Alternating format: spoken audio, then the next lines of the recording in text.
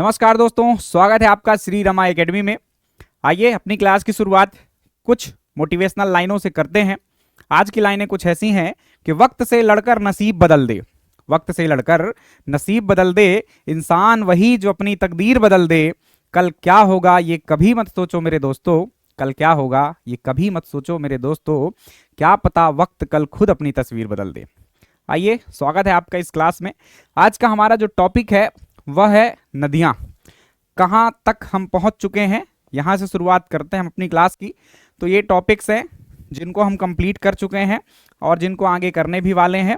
सबसे पहले हमने पढ़ा था सामान्य परिचय, देन हमने पढ़ा मध्य प्रदेश की भूगर्भिक संरचना यानी कि वहाँ पर पाई जाने वाली चट्टानें, एंड देन हमने पढ़ा मध्य प्रदेश का भौतिक विभाजन, जो कि एक बहुत बड़ा खंड था। बहुत सारे फैक्ट्स या कि बहुत सारी जानकारी इसमें आपको मिलती है। देन हमने पढ़ा मध्य प्रदेश में पर्वत और मध्य प्रदेश में नदियां। ये आज का टॉपिक है।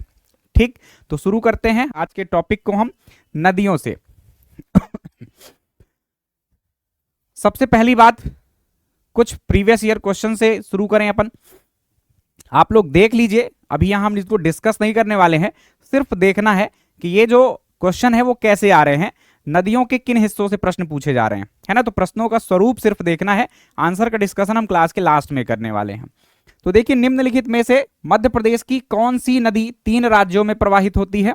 तो ये 2023 में जो अभी राज्य लोक सेवा आयोग की परीक्षा हुई है, मतलब राज्य सेवा परीक्षा जो हुई है, उसमें यह प्रश्न पूछा गया है।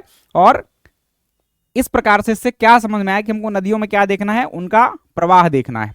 राइट, आंसर का डिस्कशन बाद में करेंगे। दूसरा क्वेश्चन है, बीना नदी निम्नलिखित नदियों में से किसकी सहायक नदी है। तो यहां पर हम क्या देख रहे हैं कि नदियां और उनकी सहायक नदियां, ये हमको देखना होगा क्योंकि ऐसे प्रश्न आ रहे हैं। फिर अखरानी और मतवार पहाड़ियों के मध्य निम्नलिखित में से किस नदी ने गहरी कंदरा बना रखी है। तो ये आंसर तो नर्मदा है। तो हमको थोड़ा सा जो नदियां हैं उसके आसपास की जो भौतिक इकाइयां हैं उनको भी देखना होगा, उन पर भी चर्चा हमें करनी होगी। एक्चुअली ये प्रवाह का हिस्सा है कि कहां कहां से नदी कोई बह रही है। ये एक बड़ा सा प्रश्न है, इसमें सिंपली ये पूछा गया है कि कौन सी नदी किसकी सहायक नदी है ना। तो हमको सहायक नदियां आवश्यक रूप से देखना है, अनिवार्य है ये बात कि सभी नदियों की सहायक नदियां हमको पता होनी चाहिए। बहुत सारे प्रश्न ऐसे पूछे गए हैं। बेतवा नदी निकलती है, तो बेतवा नदी कहां से निकलती है, ऐसा प्रश्न आया है। तो हमें नदियों का उद्गम देखना होगा। तो सिंपली हमने क्या देखा, नदियों को उद्गम देखना है, फिर हमने प्रवाह भी देखना है, उसके बाद हमको उनकी सहायक नदियां भी देखना है। अभी तक के प्रश्नों से यही सिद्ध हुआ। निम्नलिखित में से कौन सा जलप्रपात नर्मदा नदी पर नहीं है। तो नदियों के साथ साथ हमें जलप्रपात भी देखने होंगे कि किस नदी पर कौन सा जलप्रपात बना हुआ है। तत्पश्चात किस नदी की घाटी गहरी खड्ड भूमि के लिए विख्यात है। तो जैसे नर्मदा के बारे में जो मतवार और आपकी अखरानी की पहाड़ियों के बारे में प्रश्न आया कि कहां से, तो ऐसे ही नदी को पढ़ते टाइम कोई विशेष वो आकृतियों का निर्माण कर रही है तो उसकी चर्चा हमें करना आवश्यक होगी। तो जैसे ये नर्मदा जो आपकी चंबल नदी है वो क्या कह रही है, खड्ड भूमियां बनाती है, रिवाइंस बनाती है। तो ऐसी बातें विशेष तौर पर हमको देखना होगा नदियों के लिए। ठीक है, सोन का बात करना होगा, नर्मदा की बात करनी होगी, चंबल की बात करनी होगी कि कहीं पर कोई विशेष स्थलाकृति या घाटियां वगैरह कुछ बना रही हैं, गहरी कर रही हैं या कि कुछ और बात कर रही हैं। ठीक, देन आगे बढ़ें। तो मध्य प्रदेश की निम्नलिखित में से कौन सी घाटी भ्रंश घाटी नहीं है। जैसे आपका नर्मदा नदी है, ताप्ती नदी, ये भ्रंश घाटियों में बहती हैं, ये खास बात है उसकी। तो वो विशेष बातों में हम इनको ऐड करेंगे। तो कुछ नदियों की जो आपका उद्गम है, प्रवाह है, सहायक नदियां हैं, जलप्रपात है, इनके साथ साथ हमें कुछ एक्स्ट्रा बातें भी उन नदियों की देखनी होगी कि कैसे स्थल रूप में वो बह रही हैं। निम्नलिखित में से कौन सी नदी चंबल से नहीं मिलती है। तो सिंपली सहायक नदी का प्रश्न है ये। चंबल घाटी मध्य प्रदेश के किस भौतिक विभाग में स्थित है, यानी कि प्रवाह का है कि किस इलाके में इसका प्रवाह है, ये पूछा जा रहा है। कौन सी श्रेणी यमुना और सोन के मध्य जल द्विविभाजक का कार्य करती है। हालांकि हम पर्वतों में भी देख चुके हैं, लेकिन नदियों से भी रिलेटेड ये प्रश्न है, इसलिए इनको ऐड किया है मैंने। तो ये आपका कहां कहां बह रही है, सिंपली यहां पर भी प्रवाह की ही बात है, किस तरफ इनकी दिशा वगैरह है, बीच में कौन से पर्वत हैं, इनकी चर्चा हम करेंगे नदियां पढ़ते टाइम। तवा किस नदी की सहायक नदी है। तो सहायक नदियों से यह प्रश्न है। भेड़ा घाट पर कौन सा जलप्रपात है, नदियों के जलप्रपात हमको देखना है। बेतवा नदी के किनारे स्थित कौन सा शहर है। तो एक बात एक्स्ट्रा और अब मिली अगले क्वेश्चन में कि हमको नदियों के साथ साथ उनके किनारे बसे हुए शहरों को भी देखना है, यानी कि तटीय नगरों को भी देखना है। क्लियर। आगे बढ़े तो नर्मदा घाटी किन पर्वत श्रृंखलाओं के बीच अवस्थित है? तो किन दो पर्वतों के बीच में नर्मदा नदी का प्रवाह है? तो प्रवाह या प्रवाह की बात हम करेंगे ही। मध्य प्रदेश का सबसे ऊंचा जलप्रपात कौन सा है? जलप्रपात हमको देखना है। नर्मदा नदी की मध्य प्रदेश में कुल लंबाई कितनी है? तो नदियों की लंबाई और अपवाह क्षेत्र, ये एक एक्स्ट्रा बात हमको पता चली कि यह भी देखना है। आगे देखें तो नर्मदा अपने उद्गम स्रोत यानी कि कहां से निकलती है? तो नर्मदा नदी का उद्गम पूछा गया है यहां पर, तो हमने पहले भी देखा कि हमें उद्गम तो पढ़ना ही होगा। देन विदिशा नदी के तट पर स्थित है। विदिशा किस नदी के तट पर स्थित है, ऐसा प्रश्न पूछा गया, तो हमें तटीय नगर देखना है। पिछले प्रश्नों से भी हमको यह पता चला था। निम्नलिखित में से कौन सी नदी मध्य प्रदेश में नहीं बहती है? तो मध्य प्रदेश में यानी कि प्रवाह ही देखना है, कहां कहां नदी प्रवाहित हो रही है, उससे हमको पता चल जाएगा कि हमारे प्रदेश में कौन सी है और दूसरे प्रदेशों में कौन सी है। मध्य प्रदेश का कौन सा शहर सिंधु गंगा के मैदानों में है? तो वही प्रवाह का ही हिस्सा है ये। और अगला प्रश्न है, नर्मदा और ताप्ती के अतिरिक्त मध्य प्रदेश की नदियां कहां जाकर गिरती हैं? तो एक और बात शामिल हो गई कि नदियां कहां जाकर गिरती हैं, कहां समाहित होती हैं, यह बात भी देखना है। तो इन प्रश्नों से क्या बातें आपको सीखने की मिली? 22 प्रश्न शामिल, अभी ये प्रश्नों की संख्या और बढ़ जाएगी लास्ट में जब हम इनके आंसर चेक करेंगे। तो सिंपली आपको भी ये पता चला कि जब हम नदी पढ़ेंगे तो नदी कहां से उद्गमित हो रही है, कहां कहां बहती है एंड कहां जाकर गिर जाती है, ये तीनों बातें देखना है, क्योंकि ऐसे प्रश्न आ चुके हैं, आप देख चुके हैं। फिर हमको नदी की जो लंबाई और अपवाह क्षेत्र है, जो बड़ी नदियां हैं उनके अपवाह क्षेत्र भी देखेंगे, जैसे कि सोन है, चंबल है, नर्मदा है, इनके अपवाह क्षेत्र भी देखना है। ये शब्द क्या है अभी समझाएंगे आपको, तो ये देखना है। और उसके साथ साथ हमको लंबाई की चर्चा सभी नदियों की करना ही है। देन लंबाई और अपवाह क्षेत्र के बाद हमको सहायक नदियों को देखना है। सहायक नदियां किस नदी की कौन सी हैं, इससे भी रिलेटेड 4-5 प्रश्न हमने देखे। देन हमको जलप्रपातों को देखना है किसी भी नदी का। उसके अलावा हमको तटीय नगरों को देखना है। उसके अलावा हमें किसी भी नदी की कुछ विशेष बातें कि कहाँ कैसे बह रही, किन पर्वतों के बीच में, किन घाटियों के बीच में, क्या उसके उपनाम है, ऐसे जो बातें हैं वो एक्स्ट्रा तौर पर हम करने वाले हैं। तो अभी इन प्रश्नों से आपको अंदाजा लगा कि हमको किसी भी नदी के बारे में कैसी चीजें पढ़नी चाहिए। हम उन्हीं बिंदुओं को आधार बनाएंगे और पढ़ेंगे। सीक्वेंस सेम रहेगा, सभी नदियां जब पढ़ेंगे तो वही क्रम हम रखेंगे। अभी उस क्रम की चर्चा वापस से मैं एक बार करने वाला हूं। अभी तो मैंने इन प्रश्नों को देखकर यह बताया कि हमको क्या क्या पढ़ना है किसी भी नदी के बारे में। यदि ये बात स्पष्ट हो गई हो तो इन्हीं प्रश्नों से हमको एक और सीख मिलती है कि आपने यदि ईयर्स देखे हो, पीछे स्लाइड करते वक्त देखा हो आपने, तो आप देख रहे होंगे कि लगातार प्रश्न नदियों से आ रहे हैं। मतलब प्रत्येक वर्ष 2023 में आया, 2022 में आया, 2021 में आया, 2020 में आया, लगातार प्रश्न पूछे जा रहे हैं। 2016 में 3 प्रश्न आ गए, तो 1 या 2 या 3 प्रश्न भी आ रहे हैं। तो कहीं ना कहीं ये एक बहुत इंपॉर्टेंट टॉपिक है जो कि आपके किसी भी एग्जाम में इससे प्रश्न रखे हुए रहते हैं। तो नदियां जो भी मतलब सोचो कि एक सब्जेक्ट एमपीजी के पूरा, उसमें से खाली एक टॉपिक से एक निश्चित प्रश्न आपको मिल रहा है, तो इसको तो आपको अच्छे से कंप्लीट करना ही पड़ेगा। तो शुरू करते हैं। बहुत बढ़िया तरीके से हमें पढ़ना है। मेरा तरीका आप जानते हैं मैं कैसे पढ़ाता हूं, 4 लेक्चर्स पीछे पड़े हुए हैं, उनको देखकर आप तरीका देख सकते हैं पढ़ाने का मेरा। मैं हमेशा चीजों को तोड़ने का प्रयास करता हूं, पॉइंट्स में रखने का प्रयास करता हूं, और वो पॉइंट्स भी ऐसे होते हैं जो कॉमन होते हैं। खाली एक के लिए वो पॉइंट्स बन जाए, दूसरे में वो पॉइंट्स चेंज हो जाए, तीसरे में फिर चेंज हो जाए, ऐसा भी नहीं है। वही पॉइंट्स हमारे आधार रहेंगे और सब में वो डेटा चेंज होता जाएगा, बस। क्लियर? तो ऐसे हमको पढ़ना है। तो शुरुआत करें हम अपने टॉपिक की। तो ये मेंस के प्रश्नों की बात अभी लास्ट में करेंगे, अपन इनको डिस्कस करेंगे जब हम टॉपिक पढ़ लेंगे। नदियों की बात करने वाले हैं हम। मेंस में भी देख रहे हो कई सारे प्रश्न आए हैं, ये देखो इतने सारे, प्रत्येक वर्ष कहीं ना कहीं मेंस में भी प्रश्न आ रहे हैं। तो एक इंपॉर्टेंट टॉपिक है प्री और मेंस के लिए। ये जो क्लासेस चल रही हैं ध्यान रखना, प्री प्लस मेंस की, एमपीपीएससी राज्य सेवा परीक्षा के लिए, साथ में जो सहायक प्राध्यापक की परीक्षा 28 जनवरी से शुरू हो रही है उनके लिए भी है, साथ में जो और छोटे एग्जाम्स हैं आपका एमपीईएसबी जो लेता है उनके लिए भी आपकी क्लासेस आधार के रूप में रहेंगी। किसी भी एग्जाम में जहां एमपी पूछा जाता है उसके लिए आपको यही सब पढ़ना है, एक भी टॉपिक नहीं छूटेगा। कोई टॉपिक आपके सिलेबस में नहीं है तो आप स्किप कर सकते हैं उस चीज को, लेकिन सभी एग्जाम में जहां एमपी आएगा वो पूरी क्लासेस आपके लिए इंपॉर्टेंट होंगी। तो नदियों से शुरू करें तो सबसे पहले हम जाने एक इंट्रोडक्शन नदियों का, कि नदियां होती क्या हैं। तो इन पर हम एक सिंपल चर्चा करें यदि कि नदियां क्या होती हैं। तो नदी एक जलधारा होती है, इनका एक विकास क्रम होता है, धीरे धीरे ये विकसित होती हैं। ऐसा नहीं है कि बस शुरुआत से ही जब ये नदियां बनी तब से लेकर इसी स्वरूप में आपको देखने को मिले कि भयंकर जल चौड़ी घाटियां, ऐसा कुछ नहीं होता है। नदी एक पतली धारा के रूप में शुरू होती है और आगे चलकर जैसे जैसे उसमें जल मिलता जाता है उसकी घाटियां चौड़ी होती जाती हैं। नदी अपर्दन करती है, नदी क्षैतिज अपर्दन करती है, मतलब अगल बगल की घाटियों को भी काटती है, तटबंधों को काटती है, उसके साथ साथ लंबवत अपर्दन भी करती है, अपने आधार को भी काटती है। तो ये कुछ काम करते करते उसकी घाटी क्या है, काफी बड़ी हो जाती है और उसमें जल भी काफी ज्यादा आ जाता है। तो नदी सिंपली वह जलधारा है, क्या है, वह जलधारा है जो कि किसी पर्वत से, किसी हिमनद से या किसी झील से निकलती है और एक बड़े विस्तृत भूभाग पर प्रवाहित होते हुए किसी झील में या किसी सागर में या किसी अन्य नदी में जाकर मिल जाती है।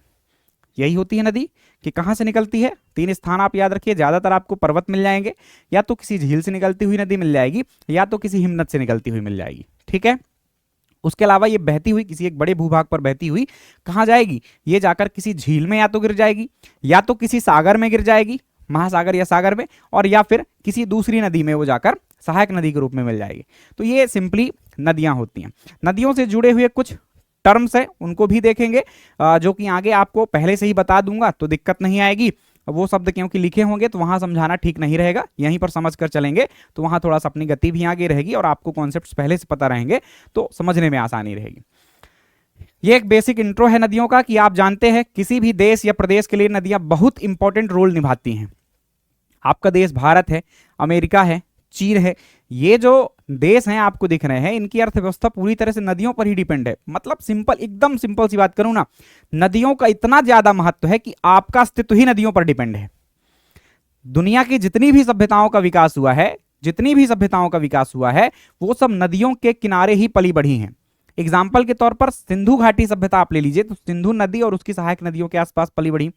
उसके अलावा आपका मेसोपोटामिया की सभ्यता ले लीजिए, दजला और फरात इराक में है ये चीजें, तो वहां पर मेसोपोटामिया की सभ्यता बनी। नील नदी के तट पर नील नदी की सभ्यता, ह्वांगहो नदी के किनारे आपको चीन की सभ्यता मिलेगी। तो कहीं ना कहीं नदियां जो है वो सभ्यता का पालना रही है, सभ्यता या संस्कृति का पालना रही है। और आज आप देखेंगे वर्तमान स्थिति में तो बहुत बड़े बड़े जो औद्योगिक केंद्र भी आपको दिखाई देंगे वो कहीं ना कहीं किसी नदी के तट पर दिखाई देंगे, या तो समुद्र के तट पर या नदियों के तट पर। तो कहीं ना कहीं उद्योग या व्यापार का केंद्र भी कहीं ना कहीं ये बनाती हैं आपकी नदियां। तो इतना इंपॉर्टेंट रोल है आपके नदियों का किसी भी देश या प्रदेश के लिए। आगे बढ़ें तो नदियों के लिए कुछ फैक्ट हैं। एमपी में ये खास तौर पर नदियों का मायका कहा जाता है मध्य प्रदेश को। मायका क्या होता है? मायका जहां किसी स्त्री की उत्पत्ति होती है, जहां किसी महिला का जन्म होता है और जाकर वो बाद में विवाह के पश्चात कहां चली जाती है, अपने ससुराल चली जाती है या अपने पति के घर चली जाती है। तो मायका जहां पर उसके माई का घर है वो है। तो इसी तरह से हम नदियों का कॉन्सेप्ट ले रहे हैं कि मध्य प्रदेश जो है ऐसा राज्य है जहां पर अनेकों नदियां हैं और उनकी उत्पत्ति आपके कहां से हो रही है? एमपी में हो रही है, लेकिन वो जाकर कहीं किसी और नदी में मिल जा रही हैं। ज्यादातर मध्य प्रदेश की नदियां कैसी हैं? वो किसी और नदी में जाकर मिल जाती हैं। तो ये क्या कहलाएगा? ये कॉन्सेप्ट मायके वाला है।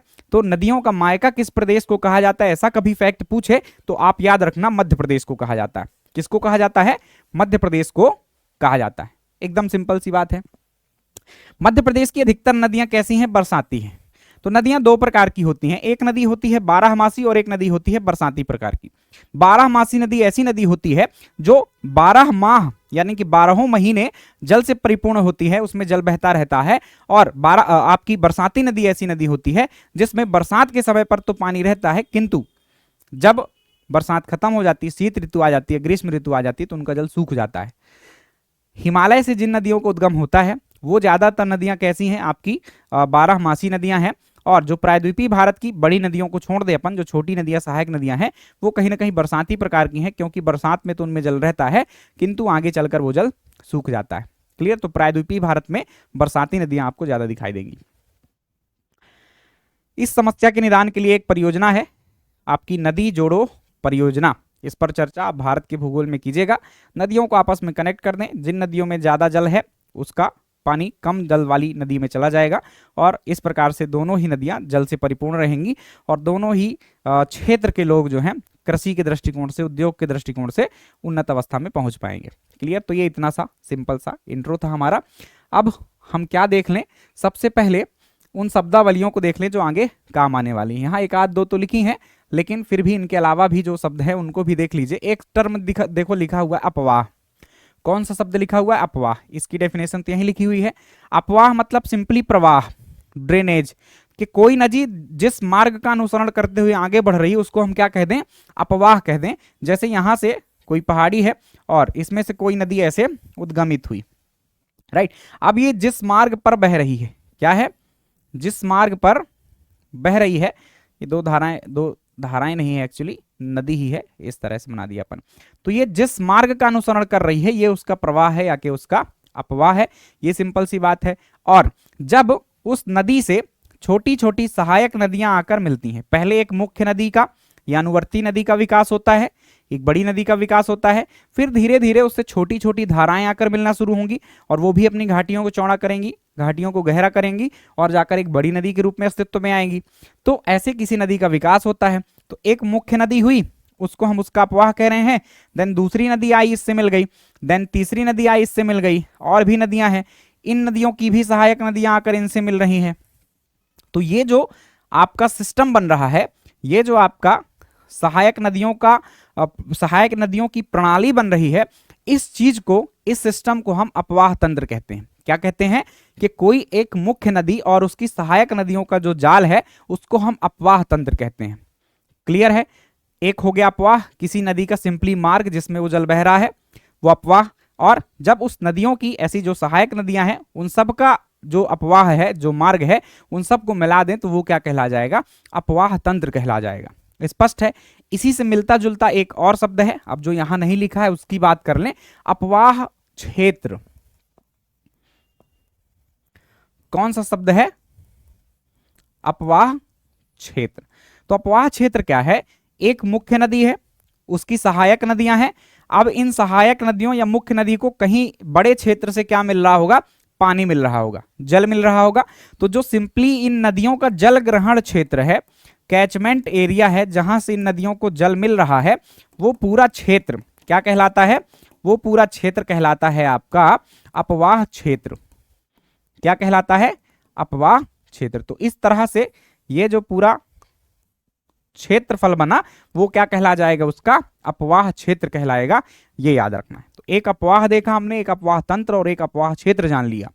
एक और टर्म है इसी तरह से मिलता जुलता, अपवाह प्रतिरूप। क्या शब्द है? अपवाह प्रतिरूप। तो इसका मतलब आपको नाम से कुछ समझ में आ रहा हो, प्रतिरूप, स्वरूप, रूप, है ना। तो कोई चीज किस तरह से दिखती है उसका हम उसको रूप कहते हैं, कि इसका रूप अच्छा है, इसका स्वरूप अच्छा है, मतलब वो चीज कैसी दिख रही है। तो सिंपली जब आप किसी नदी को ऊपर से देखें तो वो किस प्रकार की दिखाई दे रही है, उसका ज्योमेट्रिकल अरेंजमेंट कैसा है, ज्यामितीय आकृति कैसी है, ये चीज क्या कहलाती है, आपका अपवाह प्रतिरूप कहलाती है। क्लियर? जैसे इसमें आप देख पा रहे होंगे कि एक बड़ा तना है और उसकी कुछ शाखाएं निकली हुई हैं, दिखाई दे रहा है। तो ये एक वृक्ष के जैसी हमको दिखाई दे रही है नदी, इसलिए हम इसको क्या कह सकते हैं, वृक्षाकार प्रतिरूप। क्या कह सकते हैं? वृक्षाकार प्रतिरूप कह सकते हैं कि नहीं? बिल्कुल कह सकते हैं। और बहुत सारे प्रतिरूप होते हैं। वृक्षाकार प्रतिरूप होता है, पंखाकार प्रतिरूप होता है, जब बिल्कुल पंख की तरह नदियां जो है तो आपकी मिलें तो उसको क्या कहते हैं, पंखाकार। कैसे? कि एक ये बड़ी नदी मान लो और इसमें से इस तरह से छोटी छोटी नदियां न्यून कोण पर आकर जब मिल जाएं तो इसको क्या कह देते हैं अपन, पंखाकार। पंख में कुछ इसी तरह से आपको दिखाई देता है कि एक सीधी डाली रहती है और उसमें छोटे छोटे छोटे छोटे छोटे छोटे वो जो उसकी क्या कह दे, ब्रांचेस कह दें, वो आपकी जुड़ी होती हैं। तो वो आपका पंख है। तो ये कैसा प्रतिरूप बनाएगी, ये आपका पंखाकार प्रतिरूप बनाएगी। नर्मदा नदी, बहुत इंपॉर्टेंट बात है ये, नर्मदा नदी कौन सा अपवाह प्रतिरूप बनाती है, तो पंखाकार अपवाह प्रतिरूप ही बनाती है, पंख के जैसा अपवाह प्रतिरूप बनाती है। ये बात आपको याद रखनी है। नर्मदा में कहीं नोट डाउन हो तो ठीक है, नहीं तो आप एक्स्ट्रा नोट डाउन कर लीजिएगा। आगे बढ़े तो ये एक आध एग्जाम्पल है, बहुत सारे ऐसे नाम है, पंखाकार है, जाली नुमा है ना, बहुत सारे नाम है। एक शब्द जल विभाजक है, पीछे क्वेश्चन भी पूछे गए हैं। जल विभाजक क्या होता है कि जैसे आपका ये एक कोई पर्वत श्रेणी हो गई, ठीक है, कुछ नदियां इस तरफ, जो नदियां इसके पूर्व भाग से निकलेंगी वो इस तरफ प्रवाहित होंगी और जो नदियां इसके पश्चिम भाग से निकलेंगी वो इस तरफ प्रवाहित होंगी। तो निश्चित रूप से इसने जो है तो दो अपवाह क्षेत्रों को क्या कर दिया, पृथक कर दिया। इसलिए इसको क्या कह देते हैं हम, जल विभाजक कह देते हैं, जल द्विविभाजक ऐसा शब्द जो प्रश्नों में यूज किया गया वैसा मैं बोलूं, सिंपली आप इसको जल विभाजक के रूप में याद रखें। सिंपली ये कोई पहाड़ी या कोई पठार हो सकता है जिसके दो तरफ से नदियां उद्गमित होंगी और दोनों नदियां एक दूसरे के विपरीत दिशा में प्रवाहित होंगी, तो उस बीच वाले भूमि को क्या कहेंगे हम, जल विभाजक कहेंगे। स्पष्ट है ये बात? चलिए, इतने ही कुछ शब्द थे। हमने जाना अपवाह क्या है, हमने जाना अपवाह तंत्र क्या है, देन हमने जाना अपवाह क्षेत्र क्या है, अपवाह प्रतिरूप क्या है, जल विभाजक क्या है। ये सारे टर्म्स को हमने सीख लिया है। अब आगे बहुत ईजी चीजें हो जाएंगी। ठीक, बढ़े आगे। ये अपवाह तंत्र है, इसको अब मिटा लेते हैं और आगे बढ़ते हैं। तो प्रश्नों की शुरुआत यहां से हो रही है आपके फैक्ट्स की। पहली बात जो आपको याद रखना है कि मध्य प्रदेश में कितने अपवाह तंत्र पाए जाते हैं। तो मध्य प्रदेश में 6 अपवाह तंत्र पाए जाते हैं। क्या? 6 अपवाह तंत्र। यहां पर हम अपवाह तंत्र किसको ले रहे हैं? वे नदियों को ले रहे हैं जो कहीं किसी सागर में जाकर मिल रही हैं। क्या कर रही हैं? किसी सागर में जाकर मिल रही हैं। कि अब कोई एक बड़ी नदी है, मान लो नर्मदा बह रही है, और उसकी जो सहायक नदियां हैं कि तवा नदी है, तो तवा नदी को हम अपवाह तंत्र के रूप में शामिल नहीं कर रहे हैं यहाँ पर। नर्मदा जो कि अरब सागर में गिर रही है, ताप्ती जो कि अरब सागर में गिर रही है, आपका सोन नदी है ना, सोन नदी को नहीं लेंगे अपन। सोन नदी किसका हिस्सा है? गंगा का है। तो हम यहाँ पर सोन नदी अपवाह तंत्र यूज नहीं करेंगे, हम यहाँ गंगा अपवाह तंत्र टर्म यूज करेंगे। क्लियर? क्योंकि गंगा से मिलने वाली कई नदियां हैं। आपकी यमुना नदी गंगा से मिलती है और यमुना से हमारे मध्य प्रदेश की कई नदियां जाकर मिलती हैं। जैसे कि चंबल है, चंबल से भी कई जाकर नदियां मिलती हैं। चंबल के बाद आपका सिंध नदी है, सिंध के बाद आपकी बेतवा है, केन है, आपका सोन नदी है, टोंस नदी है। सोन और टोंस तो जाकर सीधे गंगा से ही मिलती हैं, राइट। तो ये पूरा जो अपवाह तंत्र है वो किस नदी से जुड़ा हुआ है? अंततः वो आपके गंगा नदी से जुड़ा हुआ है। तो हम यहाँ पर गंगा अपवाह तंत्र का यूज करेंगे। स्पष्ट है ये बातें कि किस चीज को हम यहाँ अपवाह तंत्र के रूप में ले रहे हैं। तो ऐसे 6 अपवाह तंत्र हैं। सबसे पहले देखिए गंगा अपवाह तंत्र ही है। अब आपको समझ में आ गया होगा कि ये गंगा अपवाह तंत्र कैसे आ गया। आप सोचेंगे कि गंगा नदी तो आपके उत्तरी इलाकों में बहती है, उत्तराखंड में है, आपके यूपी में है, बिहार में है, झारखंड, पश्चिम बंगाल, इन जगहों पर जा रही है, एमपी में तो बहती ही नहीं है वो। तो फिर वो उसका नाम कैसे आ रहा है? तो उसका नाम ऐसे आ रहा है कि उसकी जो सहायक नदियां हैं, कहीं ना कहीं जो गंगा में जल जा रहा है वो हमारे मध्य प्रदेश के उत्तरी इलाकों से जा रहा है। चंबल नदी से, सिंध नदी से, आपका सोन नदी से, इन सारी नदियों से। तो ये गंगा अपवाह तंत्र हो गया, जो कि सबसे बड़ा भाग भी है। और उसके अंदर भी हम कुछ उसको उपभागों में बांटेंगे। कैसे बांटेंगे? उपभागों में बांटेंगे।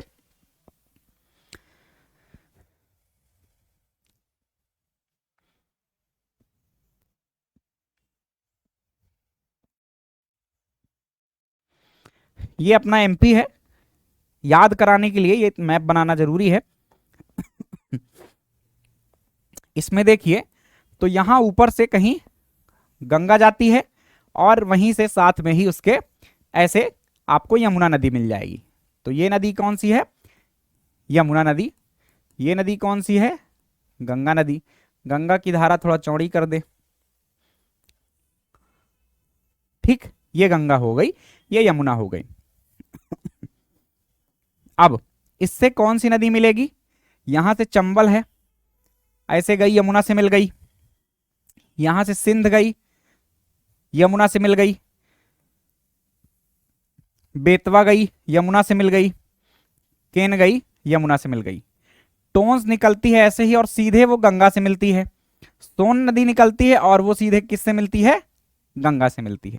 तो ये जो ऊपर का इलाका है, जो आपके नर्मदा घाटी का उत्तरी इलाका है, वो किस अपवाह तंत्र का हिस्सा कहलाएगा? वो गंगा अपवाह तंत्र का हिस्सा कहलाएगा, क्योंकि यहां का जो जल है वो गंगा नदी में अंततः जाकर गिरता है। स्पष्ट है ये बात? तो एक अपवाह तंत्र हमारा क्या हुआ? गंगा। इसमें भी देखिए हमने 3 उपतंत्र लिए हुए हैं।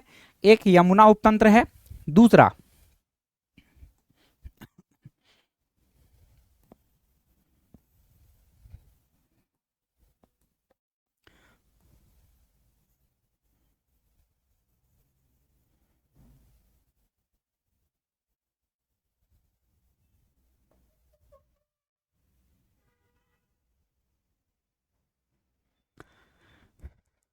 तो एक यमुना उपतंत्र, दूसरा टोंस और तीसरा सोन उपतंत्र। ये नाम लिखे हैं, यमुना, सोन और टोंस। क्रम आप इस मैप के थ्रू याद रखेंगे तो ज्यादा अच्छे से याद होगा।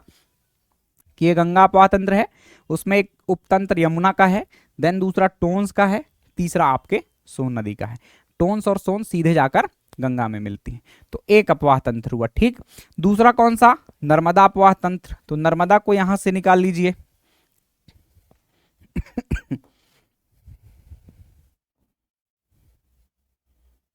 अमरकंटक से ही सोन और नर्मदा दोनों निकलती हैं। ठीक है, ऐसे ये नर्मदा नदी प्रवाहित हो गई और छोटी छोटी उसकी सहायक नदियां हैं। देन आपका ताप्ती अपवाह तंत्र। तो यहां पर बैतूल से आपकी इस तरह से ताप्ती नदी चली गई, तो तीसरा अपवाह तंत्र हो गया हमारा।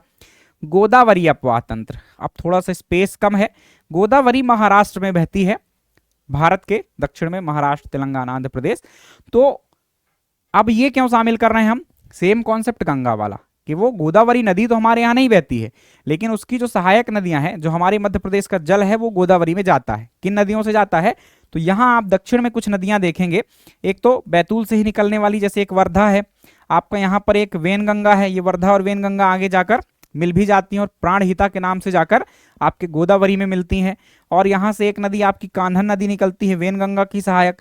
कान्हन की सहायक एक पेंच नदी है। तो इन नदियों को भी हमको पढ़ना है एमपी में। और ये किस अपवाह तंत्र का हिस्सा है? गोदावरी अपवाह तंत्र का हिस्सा है। स्पष्ट हुई बात? तो चौथा अपवाह तंत्र हमारे यहाँ गोदावरी अपवाह तंत्र हुआ।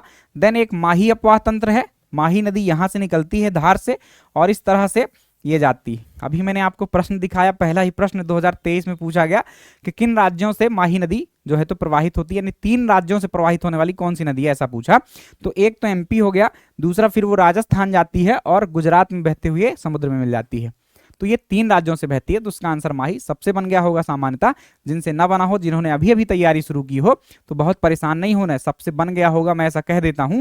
तो ये मत समझ लेना कि वो सब विद्वान है, 5-5 साल से घिस रहे हैं लोग, उनको बन जाएगा, इतनी बात तो कोई बड़ी बात थोड़ी है। आपने अभी शुरुआत की है, आप अच्छी मेहनत करेंगे तो 1 साल में निश्चित रूप से आप सफल हो जाएंगे। आपकी मेहनत पर वो चीजें डिपेंड है, परिश्रम पर डिपेंड है। तो ये हमारा 5वां अपवाह तंत्र हो गया। देन एक महानदी अपवाह तंत्र है, और महानदी आपको पता है छत्तीसगढ़ में बहती है। कहां बहती है? छत्तीसगढ़ में। तो कुछ धाराएं जो हैं, जैसे नर्मदा ही है, आप लोग सामान्यतः जानते हैं कि नर्मदा मध्य प्रदेश, महाराष्ट्र और कहां बह रही है? गुजरात में। लेकिन आपको पता होगा थोड़ी बहुत धाराएं छत्तीसगढ़ से भी नर्मदा में आकर मिलती हैं। छत्तीसगढ़ में भी नर्मदा अपवाह क्षेत्र फैला हुआ है। अपवाह क्षेत्र बोल रहा हूं, ठीक है। मतलब अपवाह क्षेत्र क्या है? कोई नदी और उसकी सहायक नदियां जहां जहां से जल लाती हैं। तो छत्तीसगढ़ के भूमि से भी हमारे नर्मदा में जल आता है, ऐसा कहिए। तो ऐसा, तो महानदी का भी, महानदी में भी जो जल है वो कुछ छोटी छोटी धाराओं से मध्य प्रदेश के इलाकों से भी जाता है। तो महानदी का अपवाह तंत्र भी हमारे यहाँ आएगा, लेकिन वो सबसे छोटा अपवाह तंत्र है। उसमें ऐसी कोई प्रमुख नदी नहीं है जिसके बारे में हमें पढ़ना होगा। तो हम इसको क्या करके रखेंगे? बस नाम याद रखेंगे, इसके बारे में किसी नदी को नहीं पढ़ना है। जबकि बाकियों में हमको उनसे रिलेटेड नदियां हैं, बड़ी प्रमुख नदियां हैं जो हमारे एमपी से बह रही हैं, तो उनको हमें पढ़ना होगा। आए आगे। तो ये 6 नाम याद रखना है, बार बार बोलिएगा, ऐसे चित्र बनाने का प्रयास कीजिएगा। आपको नदियां भी याद हो जाएंगी, इनकी दिशाएं भी याद हो जाएंगी, दिशाएं किस क्षेत्र में बह रही हैं। इससे सबसे क्या है, कॉन्सेप्ट से क्वेश्चन निकल आते हैं। आपको इनको रटना नहीं होता है, कोई बताए या ना बताए, आपको ये बात स्वयं पता होनी चाहिए। तो ये नदियां आप देख रहे हैं, उत्तर की ओर ढाल है इसका, है ना। तो ये सारी नदियां उत्तर की ओर जा रही हैं। चंबल याद रखना, सिंध याद रखना, आपका बेतवा, केन, इनसे भी छोटी छोटी नदियां, उनको पढ़ेंगे। अभी तो मैं बड़ी बड़ी बातें कर रहा हूं बड़ी बड़ी बातें करना बहुत आसान है, कुछ लोग करते हैं।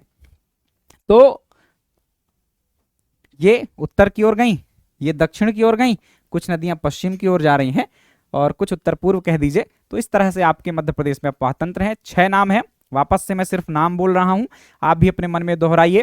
पहला अपवाह तंत्र आपका गंगा अपवाह तंत्र है, जिसके अंतर्गत 3 उपतंत्र आते हैं। एक यमुना उपतंत्र है, दूसरा टोन्स उपतंत्र है और तीसरा आपका सोन उपतंत्र है। दूसरे अपवाह तंत्र की बात करें तो नर्मदा अपवाह तंत्र है, तीसरा अपवाह तंत्र आपका ताप्ती अपवाह तंत्र है और चौथा गोदावरी अपवाह तंत्र है। 5वां आप माही में आ जाएं और 6वें आप महानदी में चले जाएं। तो इस तरह से 6 अपवाह तंत्र आपके एमपी में है। इन्हीं अपवाह तंत्रों से जुड़ी हुई जो नदियां हैं हमारे मध्य प्रदेश में प्रवाहित होंगी, उन्हीं को हमको एक एक करके क्रम से पढ़ना है। सबसे पहले हम जिस नदी को उठाएंगे या जिस अपवाह तंत्र को उठाएंगे, जो हमारे मध्य प्रदेश की सबसे इंपॉर्टेंट नदी है, उसी को उठाएंगे, और वो नदी है आपकी नर्मदा नदी। कौन सी नदी है सबसे इंपॉर्टेंट? नर्मदा नदी। उठा सकते थे हम इस तरफ से, सामान्यतः मेरा सीक्वेंस तो ऐसे ही चलता है। तो अपन उठा तो यहां से सकते थे गंगा अपवाह तंत्र को, ठीक। पर इसको थोड़ा बाद में करेंगे। सबसे इंपॉर्टेंट, सबसे बड़ी और सबसे ज्यादा डिटेल जिसमें होगी वो नदी आपकी नर्मदा नदी है, तो इसलिए सबसे पहले इसकी चर्चा करते हैं और फिर दूसरा जो अपवाह तंत्र उठाएंगे हम वो आपका गंगा अपवाह तंत्र उठाएंगे, जिसमें शुरुआत हम चंबल से करेंगे। इसमें यमुना उपतंत्र लिखा है तो ये मत समझ लेना कि यमुना भी पढ़ेंगे, यमुना नहीं पढ़ना है हमें। हमें क्या पढ़ना है? हमें सिर्फ पढ़ना है अपने मध्य प्रदेश में जो बहती है, क्योंकि यमुना आपके मध्य प्रदेश में नहीं बहती है, यमुना आप भारत के भूगोल में पढ़िएगा। बढ़े अगले स्लाइड में। तो ये एक फ्लो चार्ट भी है, किसके अंतर्गत कौन सी नदियां आती हैं आप देख भी सकते हैं। एक छोटा सा जितना स्पेस था उतना बनाने के प्रयास मैंने किया। गंगा अपवाह तंत्र है, फिर यमुना उपतंत्र है, फिर टोंस है और फिर सोन है। यमुना के अंदर चंबल आती है, सिंध आती है, बेतवा और केन आती है। टोंस उपतंत्र में बीहड़ नदी है और महाना नदी है, और भी छोटी सहायक नदियां हैं। अब हमको जैसे इसमें पढ़ना है तो क्या पढ़ेंगे ये बता दें आपको। तो यमुना नदी उपतंत्र में चंबल, सिंध, बेतवा और केन। चंबल की भी कुछ सहायक नदियां हैं, काली सिंध है, आपकी पार्वती नदी है, इनको हम पढ़ेंगे और जो इसमें नहीं लिखा हुआ है, क्लियर। लेकिन इसमें इस जो फ्लो चार्ट में कुछ चीजें लिखी हैं तो उनको पढ़ने की आवश्यकता, जो लिखा है कि उसको हमको पढ़ना ही है। जैसे अब यहाँ पर टोंस उपतंत्र है, तो टोंस उपतंत्र में हम सिर्फ टोंस नदी की बात करेंगे। किसकी बात करने वाले हैं? टोंस नदी की केवल बात करेंगे। यहां पर हम बीहड़ और महाना की नहीं करेंगे, बस उसकी सहायक नदियों के रूप में वहां पर नाम लिखा रहेगा। स्पष्ट है। सोन उपतंत्र में हम यहां सिर्फ सोन नदी की बात करेंगे, जो दूसरी उसकी सहायक नदियां हैं वो छोटी हैं, उनको अलग से पढ़ने की आवश्यकता नहीं होती है। जो जानकारी होगी वहीं सहायक नदियों में जब नाम आएगा तो मैं एक्स्ट्रा बातें बता दूंगा आपको, आप नोट कर सकते हैं। माही तंत्र में हमको माही का बस पढ़ना है। माही नदी कहाँ से उद्गमित हो रही है, कहाँ जाकर बह रही है, क्या अपवाह क्षेत्र है, कितनी लंबाई है, ये सारी बातें हम माही की देखेंगे। उसकी सहायक नदियां बहुत छोटी हैं, कम इंपॉर्टेंट है, इनको हमें नहीं पढ़ना है। महानदी के बारे में तो हमें पढ़ना ही नहीं है, सबसे छोटा अपवाह तंत्र है। यहीं पर दो तथ्य आप नोट कर लीजिए।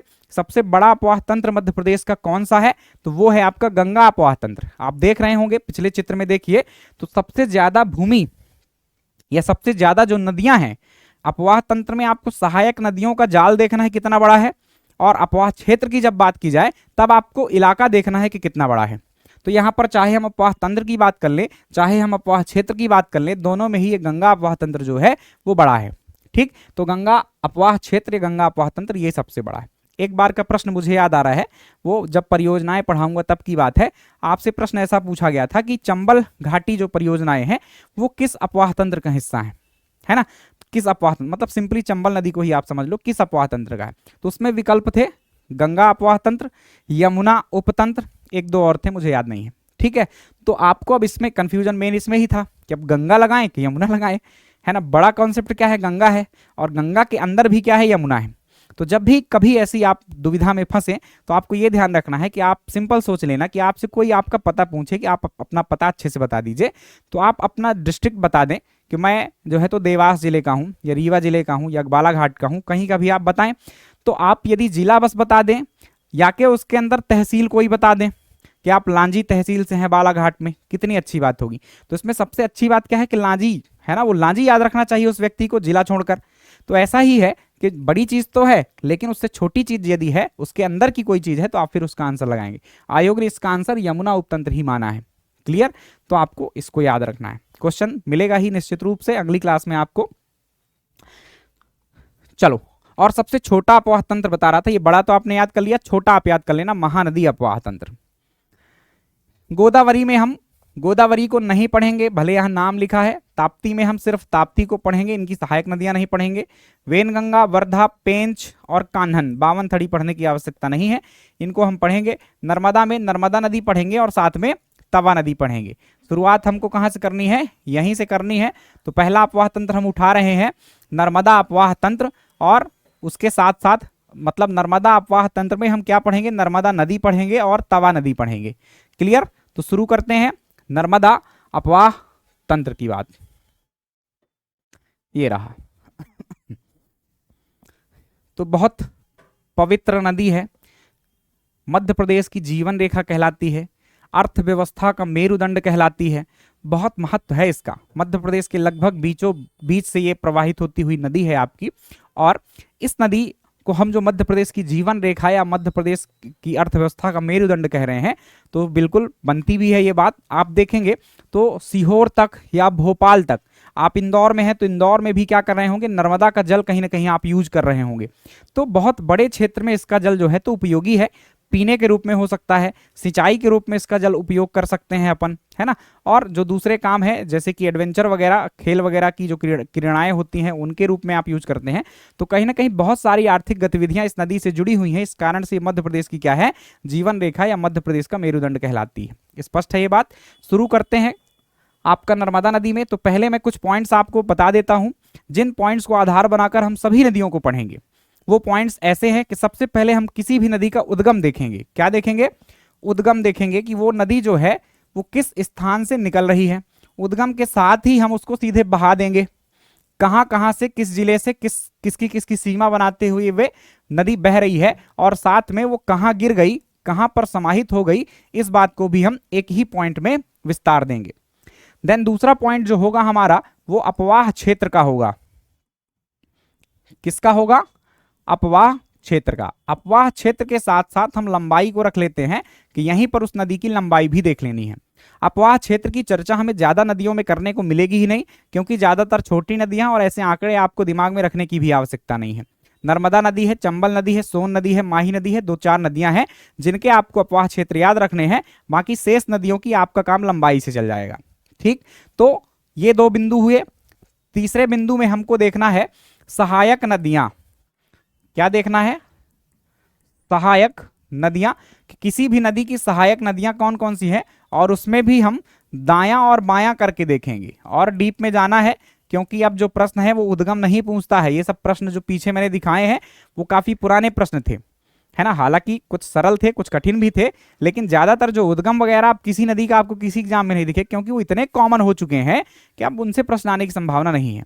आपको डीप में ही जाएगा, वो अंदर घुसने का प्रयास एग्जामिनर करेगा। तो ये सहायक नदियां, उसमें भी हम दाई और बाई के रूप में देखा करेंगे। जो बड़ी नदियां, ये भी ध्यान रखिएगा बड़ी नदियों का, छोटी नदियों का हमको सिर्फ 1-2 तो नाम रहेंगे, तब उसमें क्या दाई बाई देखें, बस नाम याद कर लिया करेंगे।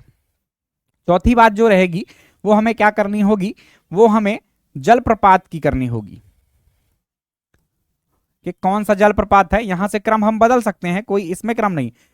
किसी भी नदी की बात बताना हो तो ये 3 बिंदु कंपलसरी हैं, और सबसे पहले इनको ही रखना है, इसी क्रम में रखना है। चाहे आप विश्व की नदी पढ़ें, चाहे आप भारत की नदी पढ़ें, चाहे आप मध्य प्रदेश की नदी पढ़ें, चाहे आप अपने जिले की नदी पढ़ें, यही सोचना है कि ये नदी जो है कहां से निकलती है, कहां कहां बहती है, कहां जाकर मिल रही है, उसका अपवाह क्षेत्र कितना है, उसकी लंबाई कितनी है, और उसकी कौन सी सहायक नदियां हैं, है ना। ये बिल्कुल बेसिक बात है। देन आपको ये किसी नदी में जलप्रपात हो तो बात करना है, नहीं हो तो ये पॉइंट स्किप है, सीधी सी बात है। बड़ी नदियों में मिल जाएंगे, छोटी नदियों में स्किप होंगे। फिर इनके कुछ उपनाम होते हैं, मध्य प्रदेश में विशेष रूप से। विश्व की और भारत में आप उपनाम वगैरह नहीं याद करते हैं, लेकिन मध्य प्रदेश की ज्यादातर नदियों के कुछ उपनाम भी आपको मिलेंगे। उपनाम मतलब जैसे नर्मदा को हम रेवा नदी के नाम से भी जानते थे, नर्मदा को सोमप्रभा भी कहा गया है, नर्मदा को सोमो देवी भी कहा गया है। तो ऐसे नाम जो हैं वो प्रश्न पूछ लिए जाते हैं, तो इनके उपनाम हमको देखना होंगे। अधिकतर नदियों में आपको उपनाम मिल जाएंगे। इसके बाद आपको जो छठवां बिंदु रहेगा वो हम देख लेंगे तटीय नगरों के रूप में, कि इस नदी के किनारे कौन कौन से जो नगर हैं वो बसे हुए हैं। ठीक, अगला बिंदु जो होगा वो हमारा क्या हो जाएगा, वो हमारा हो जाएगा परियोजनाओं का। हालांकि हमको इसको अलग से पढ़ना है, परियोजनाएं हमें पृथक से पढ़ना है, तो यहां डिटेल नहीं, सिर्फ नाम देख लिया करेंगे फटाफट। और एक बिंदु, मतलब 8 बिंदु रहेंगे हमारे। एक बिंदु हो जाएगा विशेष। विशेष में जो एक्स्ट्रा फैक्ट्स होंगे कि नर्मदा का वाहन मगरमच्छ है, नर्मदा के लिए कोई प्राधिकरण का गठन किया गया, कोई आपका संस्था का गठन किया गया, कोई आंदोलन उससे रिलेटेड है, तो उनकी बात हम इन विशेष तथ्यों में कर लिया करेंगे। स्पष्ट है बात। कम से कम आपके हर नदी में, छोटी भी नदी रहेगी तो 5 पॉइंट्स आपको मिल जाएंगे, क्योंकि छोटी छोटी नदियों के जलप्रपात, उपनाम और तटीय नगर जो है तो स्किप हो जाएंगे। पर ऊपर के 3 बिंदु वो मिलेंगे ही मिलेंगे। आपको विशेष बात कुछ ना कुछ मिल ही जाएगी, एक आध एक्स्ट्रा तथ्य मिल ही जाएंगे। और परियोजनाएं छोटी बड़ी सभी नदियों में कहीं ना कहीं बनी ही होती हैं। ठीक, तो ये है हमारे पॉइंट्स, ये है हमारा आधार। इसी आधार पर हम अब आगे बढ़ते हैं, अपनी नदियों को शुरू करते हैं। पहली नदी कौन सी है, आपकी नर्मदा नदी है, ये लिखा है। इस पर वापस आता हूं। मैप से शुरू करें यदि हम, तो यहां पर आप देख पा रहे होंगे एक मध्य प्रदेश का छोटा सा नक्शा है। इसमें नए जिले ऐड नहीं है, नए जिले अभी प्रॉपर जो नक्शा बनाने वाली नक्शा, मेरे एक मूवी देख ली थी मैंने धोखे से, सनी देओल की, और शायद एक ओबेरॉय करके एक्टर है, क्या नाम है उसका, याद नहीं है, विवेक ओबेरॉय, है ना। तो नक्शा उनकी एक मूवी है, वो देख ली थी, तब से मैं मानचित्र को नक्शा ही कह देता हूँ। ठीक है, तो आप भी अपने कुछ तकिया कलाम्स होते हैं, आप यूज कर सकते हैं। तो इसमें समझते हैं नदी कहाँ से निकलती है, किस इलाके से कहाँ कहाँ बहती है, प्रॉपर सीमा के साथ हम देखते हैं। तो देखो ये अनूपपुर जिला आपको दिखाई दे रहा होगा। अनूपपुर के दक्षिणी क्षेत्र में आपके पास भी मैप होगा, क्या होगा, आपके पास भी मैप होगा, उसका सहारा आपको लेना है। क्या करना है, उसका सहारा लेना है, आपको देखना है, अपने मैप में मिलाना है। इसमें तो छोटे छोटे जगहों के नाम नहीं लिखे हैं, सिर्फ जिलों के नाम लिखे हैं, आप उनको भी देखिएगा। तो अनूपपुर जिला है, यहां पर एक पहाड़ी का नाम है, क्या नाम है, अमरकंटक। क्या नाम है, अमरकंटक। तो ये स्थान है आपके नदी का उद्गम, है ना। अमरकंटक राजनैतिक रूप से भी नाम है, भौगोलिक रूप से एक श्रेणी भी है, मतलब एक चोटी भी है। अब देखो नदियों को उद्गम हमें दो तरह से देखने होंगे। एक उद्गम होता है राजनीतिक कि आपसे पूछ लिया जाता है कि किस जिले से उद्गमित होती है, आपसे पूछ लिया जाता है किस गांव से उद्गमित होती है। दूसरी बात, आपसे पूछा जाता है किस श्रेणी से उद्गमित होती है। पर्वत श्रेणी हम पढ़ चुके हैं, आप यदि बुद्धिमान हैं, आपने अच्छे से पढ़ाई की है, तो आपको अपने आप ही अंदाजा लग जाएगा कि नर्मदा नदी का उद्गम जो है वो मैकल श्रेणी से होता है ना। आपको अपने आप पता चल जाएगा। आपको पूछा जाए यहाँ की कोई नदी, मान लो टोंस नदी है, टोंस नदी का उद्गम किस श्रेणी से होता है, सतपुड़ा से, महादेव से, विंध्यन से, भांडेर से, कैमूर से, एक ऑप्शन कैमूर ले लो। तो आपको पता होना चाहिए कि इस इलाके में कैमूर श्रेणियों का विस्तार है, तो वो अपने आप बनने वाली बात है यदि आपने क्रमबद्धता से आपने अध्ययन किया हुआ है टॉपिक्स का। तो ये अमरकंटक है। इसमें आपका जो जिला है वो कौन सा आ गया, अनूपपुर आ गया। जिले बस्ते काम चल जाएगा, हालांकि इसमें तहसील भी याद रख लीजिएगा, पुष्पराजगढ़, पुष्पराजगढ़ तहसील, अनूपपुर जिला, अमरकंटक जगह का नाम। अब पर्वत कौन सा होगा यहां पर, तो मैकल पर्वत श्रेणी। मैकल पर्वत का जो अमरकंटक चोटी है वहां से इस नदी का उद्गम होता है। यह नदी अनूपपुर जिले से निकलकर, यह नदी अनूपपुर जिले से निकलकर कहां बहती है,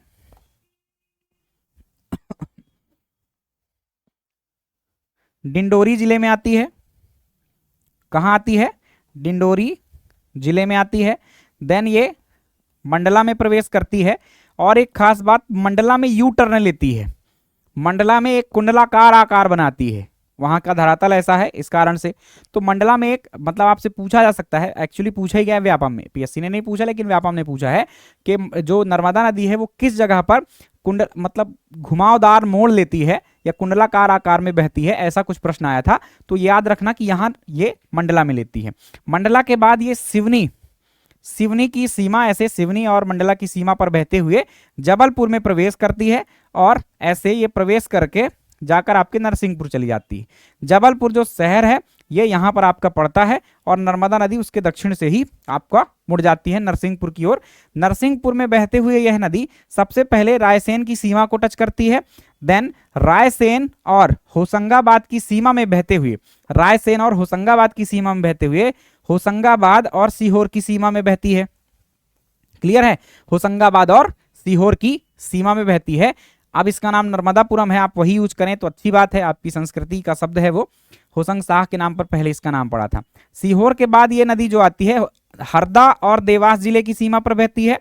देन ये नदी खंडवा में आ जाती है। कहाँ आ जाती है, खंडवा में आ जाती है, और खंडवा में इस तरह से बहते हुए, खंडवा के उत्तरी क्षेत्र से बहते हुए आपके खरगोन के उत्तरी इलाके से बहती है।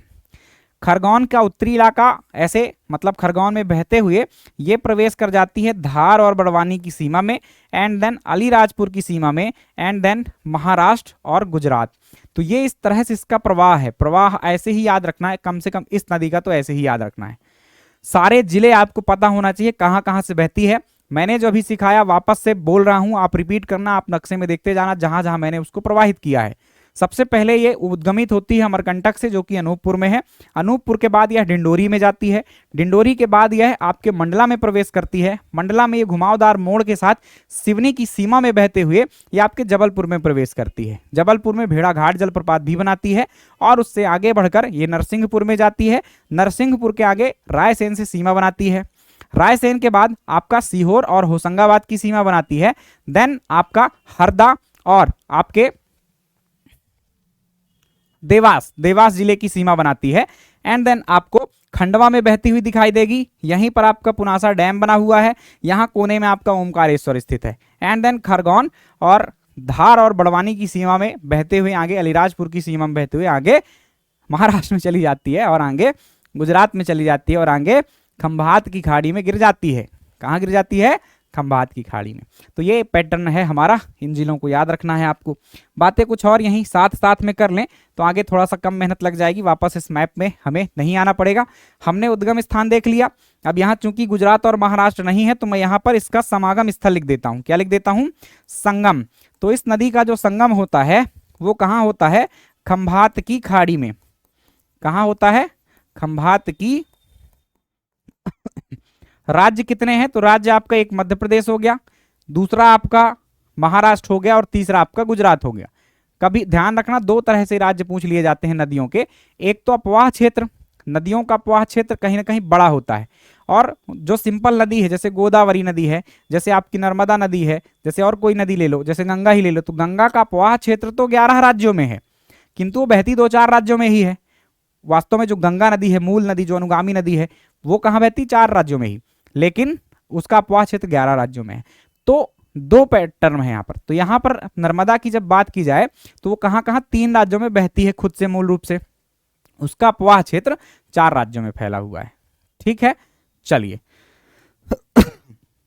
आगे बढ़े। तो ये हमने उद्गम देख लिया, प्रवाह देख लिया, उसके अलावा उसका समागम देख लिया। समागम में खंभात की खाड़ी ना मिले तो अरब सागर मिल जाएगा। ठीक है, तो अरब सागर भी आपको याद रखना है। हमने उद्गम, समागम और प्रवाह देखा। दूसरा पॉइंट था हमारा अपवाह क्षेत्र और आपका लंबाई। तो इस नदी के अपवाह क्षेत्र और लंबाई की यदि बात करें हम यहां,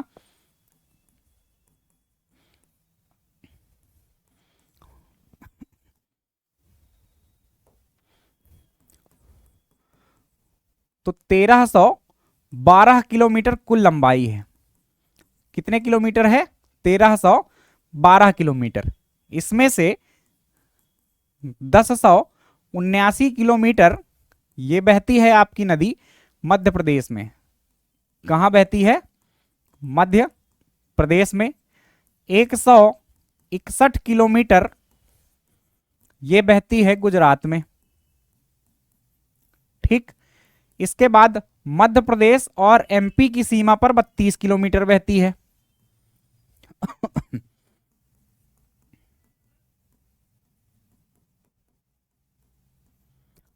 मध्य प्रदेश प्लस महाराष्ट्र की सीमा पर कितने किलोमीटर? 32 किलोमीटर, और 40 किलोमीटर महाराष्ट्र और गुजरात की सीमा पर।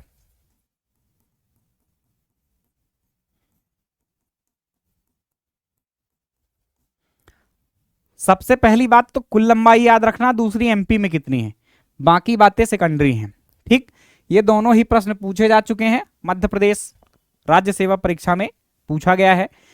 इसकी जो लंबाई मानी गई थी 1077, हर पुस्तक में आपको यही मिलेगी। मैं बता रहा हूं 1079, तो कंफ्यूज मत हो जाना, परेशान मत हो जाना। जो आपका नेशनल वाटर कमीशन है उसमें यही दिया हुआ है, सरकारी स्रोत है, मान लीजिए आप, कोई दिक्कत नहीं। एक मतलब दिमाग में एक्स्ट्रा बात 77 वो भी याद रख लीजिएगा, है ना। तो 1077 किलोमीटर या 1079 किलोमीटर इसकी मध्य प्रदेश में लंबाई है। कुल लंबाई 1312 किलोमीटर है, और 161 किलोमीटर गुजरात में, 32 किलोमीटर एमपी और महाराष्ट्र की सीमा, एंड देन 40 किलोमीटर महाराष्ट्र और गुजरात की सीमा। आप अपने नक्शे को देखिएगा, भारत का मैप देखेंगे तब आपको समझ में आएगा, उसमें देखिएगा तो आपको वो धाराएं बहती हुई दिखाई दे जाएंगी। लंबाई के बाद अपवाह क्षेत्र की बात करें,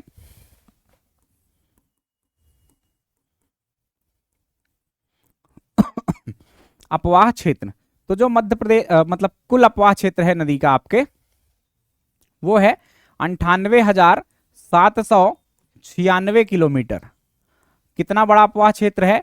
98,796 आपका किलोमीटर स्क्वायर। यहां पर ये क्षेत्रफल जो होता है वो आपका स्क्वायर किलोमीटर में मतलब लिखा जाता है, तो इस बात को आप याद में रखिएगा। लंबाई किलोमीटर में और अपवाह क्षेत्र आपका वर्ग किलोमीटर में। इसमें से आप देखें तो मध्य प्रदेश में ये 85,149 किलोमीटर स्क्वायर, ये मध्य प्रदेश में इसका अपवाह क्षेत्र है। कितना है? मध्य प्रदेश में इसका अपवाह क्षेत्र है। मैं बता रहा हूं एक्स्ट्रा, लेकिन आपको नहीं याद रखना है। ठीक है, मेरे पास ज्ञान है, मेरा मन है बताने का तो बता रहा हूं। ठीक, ध्यान मत रखना। 710 किलोमीटर स्क्वायर है ना, ये जो क्षेत्रफल है ये छत्तीसगढ़ में है। कहां पर है? छत्तीसगढ़ में। ऊपर वाला एमपी याद रखना। देन 11,399 किलोमीटर स्क्वायर ये है गुजरात में, और महाराष्ट्र में 1538 किलोमीटर है महाराष्ट्र में। तो ये कुल इसका क्षेत्रफल है। अपवाह क्षेत्र 98,796 वर्ग किलोमीटर, ये कुल नर्मदा नदी का अपवाह क्षेत्र है। इसमें से एमपी में कितनी बह रही है? तो 85,149 किलोमीटर स्क्वायर, ये एमपी में। इतने फैक्ट ही आपको याद रखना है।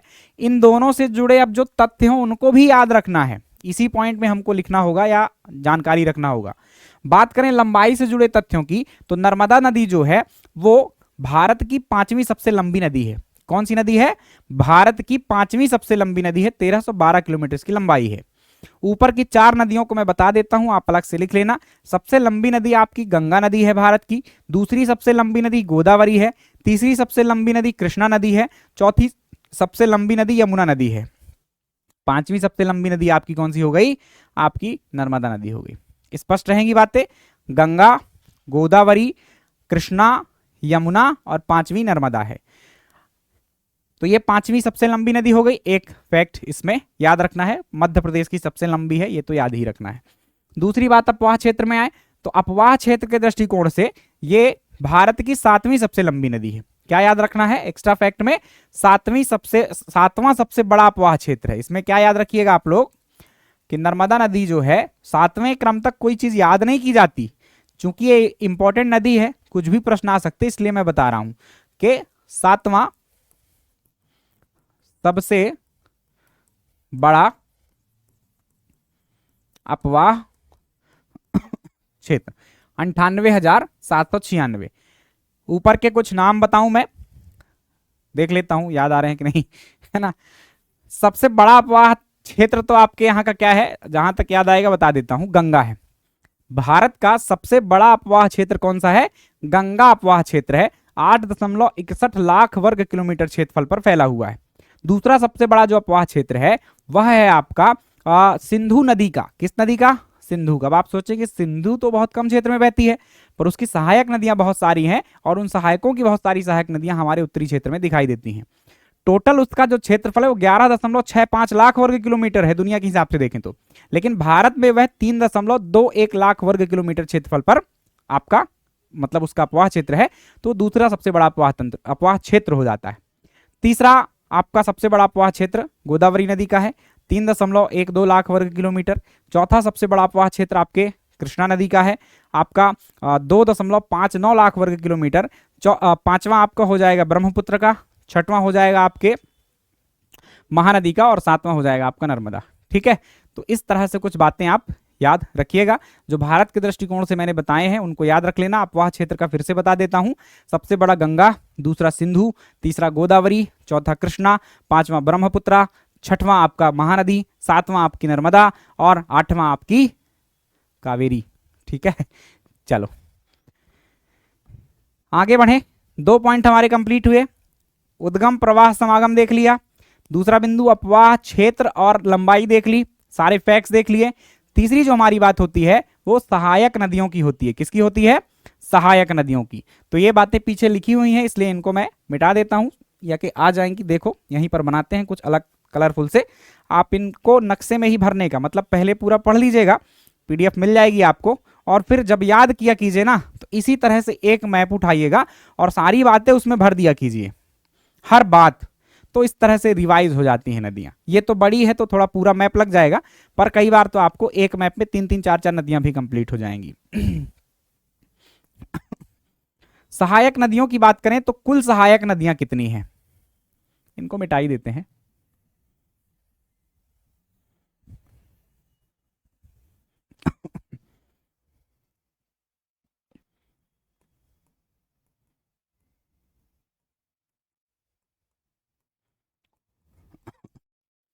सहायक नदियों की बात करें तो पहले तो कुल याद रखना 41। कितनी सहायक नदियां हैं? नर्मदा की 41 सहायक नदियां हैं। कितनी सहायक नदियां हैं? 41 सहायक नदियां हैं।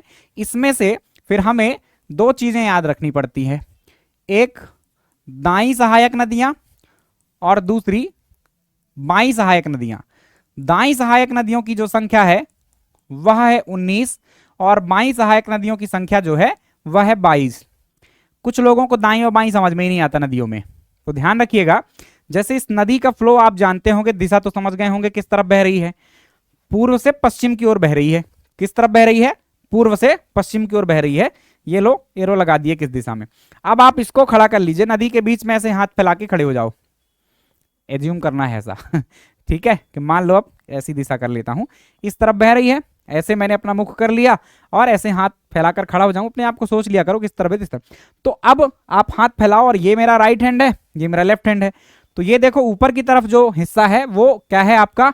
राइट हैंड वाली, यानी कि राइट बैंक ट्रिब्यूटरीज हैं, दाई सहायक नदियां हैं। और दक्षिण से जो नदियां आएंगी ऊपर की ओर वो कैसी हैं? बाई सहायक नदियां हैं, लेफ्ट बैंक ट्रिब्यूटरीज। क्लियर है इतनी बात?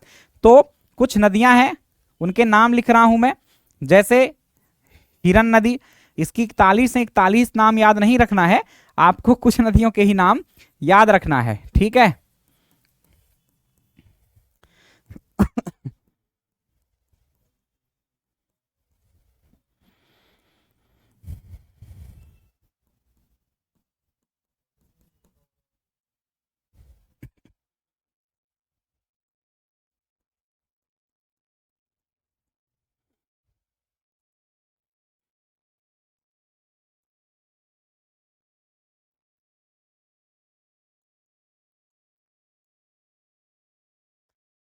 तो जो दाई तरफ से आ रही हैं, आप दाई बाई में नाम मत याद करना, बस आप सिर्फ नाम याद कर लेना, इतना डीप में जाने की आवश्यकता नहीं है।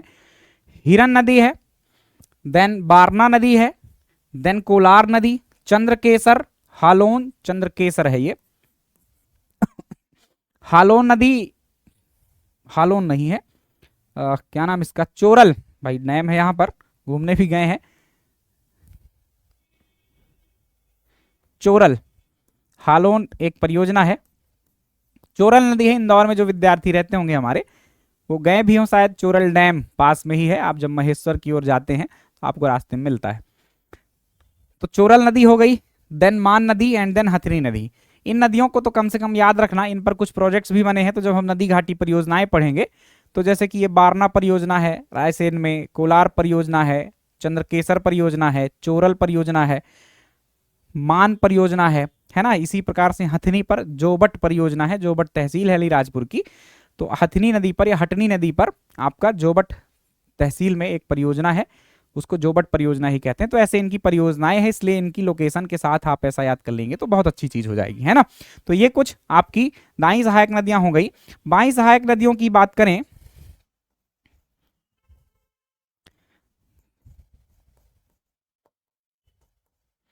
बुढ़नेर, बंजर, शेर, शक्कर, दूधी,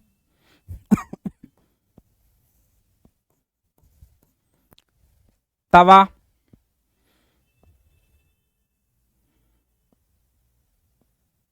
ठीक है, इसके आगे ज्यादा इंपॉर्टेंट नहीं है।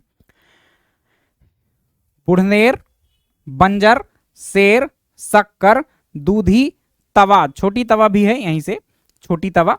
तो ये नदियां कुछ इंपॉर्टेंट थी, मतलब 10-12 के नाम आपको याद रखने हैं, दो और नाम अभी बताऊंगा। तो ऊपर से ये हिरनी, हिरन है ना, हिरन, बारना, कोलार, चंद्रकेसर, चोरल, मान और हथनी, सीक्वेंस में याद करना तो जल्दी याद होता है, लंबे समय तक याद रहेगा। देन आपको बुढ़नेर, बंजर, शेर, शक्कर, दूधी, तवा, छोटी तवी, बुराड़, ऐसी कई नदियां हैं। तो ये कुछ सहायक नदियां थी जो कि दक्षिण से या के दाई ओर, बाई ओर से आ रही थी। दो नदियां जो मैं बोलने वाला था कि और बताऊंगा, तो दो नदियां गुजरात में हैं। तो जो नर्मदा नदी है उसकी जो 41 नदियां हैं उसमें से 39 जो है वो एमपी में है, और जो आपकी दो नदियां हैं वो गुजरात में है। तो गुजरात वाली नदियों के नाम है एक है आपकी सांग नदी, और दूसरी है आपकी करजन नदी। ठीक, तो सांग नदी ऊपर से आती है, करजन नदी नीचे से, मतलब करजन जो है वो बाईं सहायक नदी है और सांग दाईं सहायक नदी है, ऐसा याद करिए। तो ये कुछ सहायक नदियां थी। संख्या वापस से एक बार रिवीजन करें तो क्या है, सबसे पहले आपको क्या याद रखना है कि टोटल संख्या कितनी है, तो 41 41 सहायक नदियां हैं, जिसमें से 19 सहायक नदियां जो है वो दाईं ओर से मिलती हैं और 22 सहायक नदियां जो है वो बाईं ओर से मिलती हैं। इसमें से दो नदियां जो हैं वो कहाँ मिलती हैं, आपके गुजरात में मिलती हैं, एक का नाम है सांग और एक का नाम है करजन। क्लियर। एमपी में जो आपकी दाईं ओर से आती हैं उसमें से नाम एक हिरण याद रखिएगा, बारना, कोलार, उसके अलावा चंद्रकेसर, चंद्रकेसर के अलावा आपका चोरल, चोरल के अलावा मान, मान के अलावा हथनी। दक्षिण में आ जाएं या कि बाईं सहायक नदियों की बात करें तो बुढ़नेर है, बंजर घाटी आपका कान्हा के पास पड़ती है, बंजर नदी बहती है। उसके अलावा आपका शेर, शक्कर, दूधी, तवा, छोटी तवा, बुराड़, ये कुछ सहायक नदियां हैं। क्लियर। तो इनके नाम आपको याद रखना है। 3 बातें पूरी हुई। देखो कितना आराम से हम पढ़ रहे हैं, समय लगता है इस तरह में लेकिन याद बहुत अच्छे से होता है। ठीक, यदि ये तरीका बहुत अच्छा लग रहा हो तो बता भी दिया करो, कमेंट जरूर करना कि ठीक चल रहे हैं हम। गति बढ़ाना हो तो बहुत फास्ट भी आता है हमसे पढ़ाना और बहुत आराम से भी पढ़ाना आता है। आराम से पढ़ने से ये होता है कि हमको चीज़ें क्लास में ही याद हो जाती हैं और जब आंधी की तरह हम भागते हैं तो फिर वो चीज़ें याद जल्दी नहीं होती हैं, फिर आपको अलग से मेहनत करनी पड़ती है। बस कुछ कॉन्सेप्ट्स हैं जो क्लास में क्लियर हो जाते हैं। ठीक, चलिए 3 बातें कौन सी पूरी हुई, तो उद्गम, प्रवाह, समागम देखा। दूसरी बात हमने उसका अपवाह क्षेत्र और लंबाई देखी। तीसरी बात हमने सहायक नदियां कंप्लीट कर ली। चौथी बात कौन सी ऐड करेंगे हम, चौथी बात इसके उपनामों को देखते हैं। क्या देखना है हमको, नदी के कुछ उपनामों को देखना है। तो देख लीजिए, इसको ऊपर का भाग फिर से मिटा रहा हूं मैं।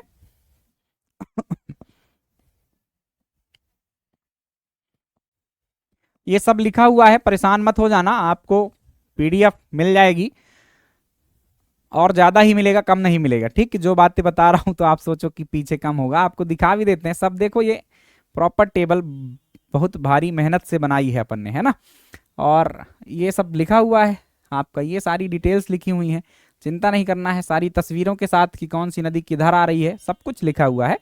तो बहुत परेशान नहीं होना है। अब हम जो बात पढ़ने वाले हैं वो उपनामों की पढ़ने वाले हैं, तो वहीं पर चले। ठीक है, तो चित्र दिखता रहता है तो अच्छा लगेगा आपको। चलो, ये उद्गम स्थल देख लो भाई, ये नर्मदा कुंड है। क्या है, नर्मदा कुंड है।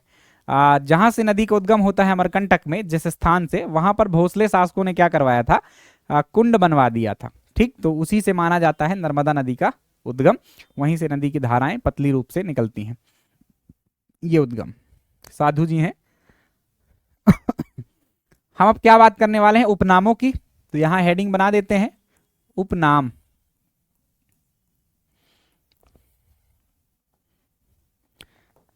देख लेते हैं कौन कौन से इसके उपनाम है। तो एक जो सबसे पुराना नाम कह दीजिए या सबसे प्राचीन नाम कह दीजिए वो है रेवा, और इसका उल्लेख ऋग्वेद में भी मिलता है। कहाँ मिलता है, ऋग्वेद में। तो ऋग्वेद में, शतपथ ब्राह्मण में, या और जो भी पौराणिक ग्रंथ हैं उनमें जो नर्मदा नदी का नाम है वो आपके कैसे, किस नाम से मिलता है, रेवा नदी के नाम से मिलता है। ठीक, तो एक ये नाम हुआ। दूसरा नाम याद रखिएगा, मैकल सुता। क्या नाम मिलता है, मैकल सुता। मैकल पर्वत का नाम है, सुता मतलब होता है पुत्री। तो मैकल पर्वत से इनका उद्गम होता है, इसलिए इनको इनको मैकल की पुत्री कह दिया जाता है। क्या कह दिया जाता है, मैकल सुता, या के मैकल की पुत्री कह दिया जाता है। ठीक, दूसरी बात क्लियर।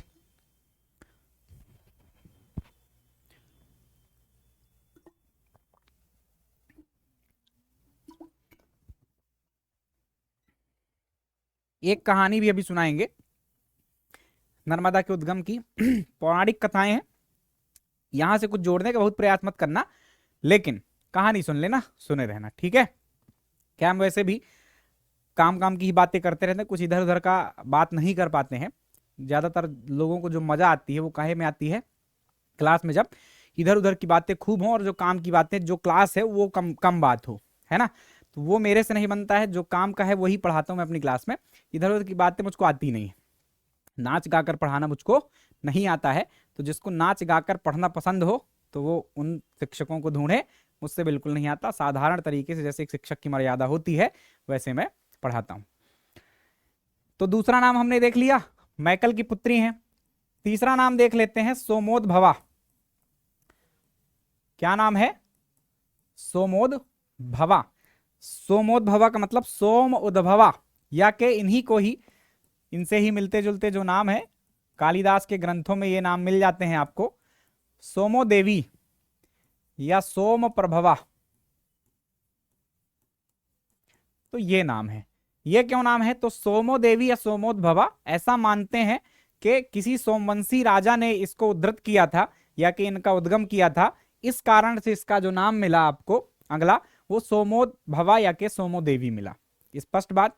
आगे बढ़े और नामों की, तो मैकल सुता होगा, सोमोद्भव हो गया। एक दूसरी शताब्दी ईस्वी में एक टॉलमी नामक भूगोलवेत्ता हुए, उन्होंने यात्रा की थी भारत की, मध्य प्रदेश की भी की। मध्य प्रदेश में कई पर्वतों के नाम उन्होंने दिए हुए हैं, कई स्थानों के नाम दिए हुए हैं, जहां जो आएगा वहां चर्चा करेंगे। टॉलमी, तो ये टॉलमी ने जो है तो नर्मदा नदी का जो नाम है वो नमोदोस कहा है ना। ये प्रश्न पूछे गए हैं, याद रखना। नमोदोस आपका नर्मदा को किस व्यक्ति ने कहा? टॉलमी ने कहा है ना। एक भूगोलवेत्ता थे, उस टाइम पे ऐसा भूगोल कोई विषय के रूप में नहीं था, पर चूंकि ये भौगोलिक वर्णन कर रहे थे इसलिए इनको हम भूगोलवेत्ता कह देते हैं। और बात करें तो ये तो कॉमन बातें थी, ये सबसे इंपॉर्टेंट है। फिर जो अपने आप आपसे बन जाएगा, उन नामों की बात करूं तो आपको ये याद रखना है, मध्य प्रदेश की जीवन रेखा, मध्य प्रदेश की जीवन रेखा किस नदी को कहा जाता है? तो वो नदी है आपकी नर्मदा। कौन सी नदी है? नर्मदा है। दूसरी बात, आपका मध्य प्रदेश का मतलब अर्थव्यवस्था का मेरुदंड ऐसा कह दीजिए, वो एक्स्ट्रा नाम हो जाएगा। ये गुजरात की भी जीवन रेखा है। क्या याद रखना है?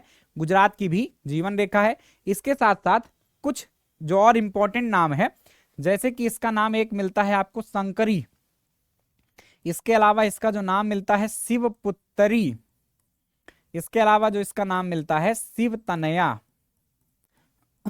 तो इतने सारे नाम है, ये भी इंपॉर्टेंट है, कम इंपॉर्टेंट नहीं है कि ये एक्स्ट्रा बता रहा हूं मैं, ये इंपॉर्टेंट है, याद रखना। शिवपुत्री, शिव तनया, शंकरी एक जैसी, भगवान शंकर से उत्पत्ति जिनकी हुई, तो ये याद रखना।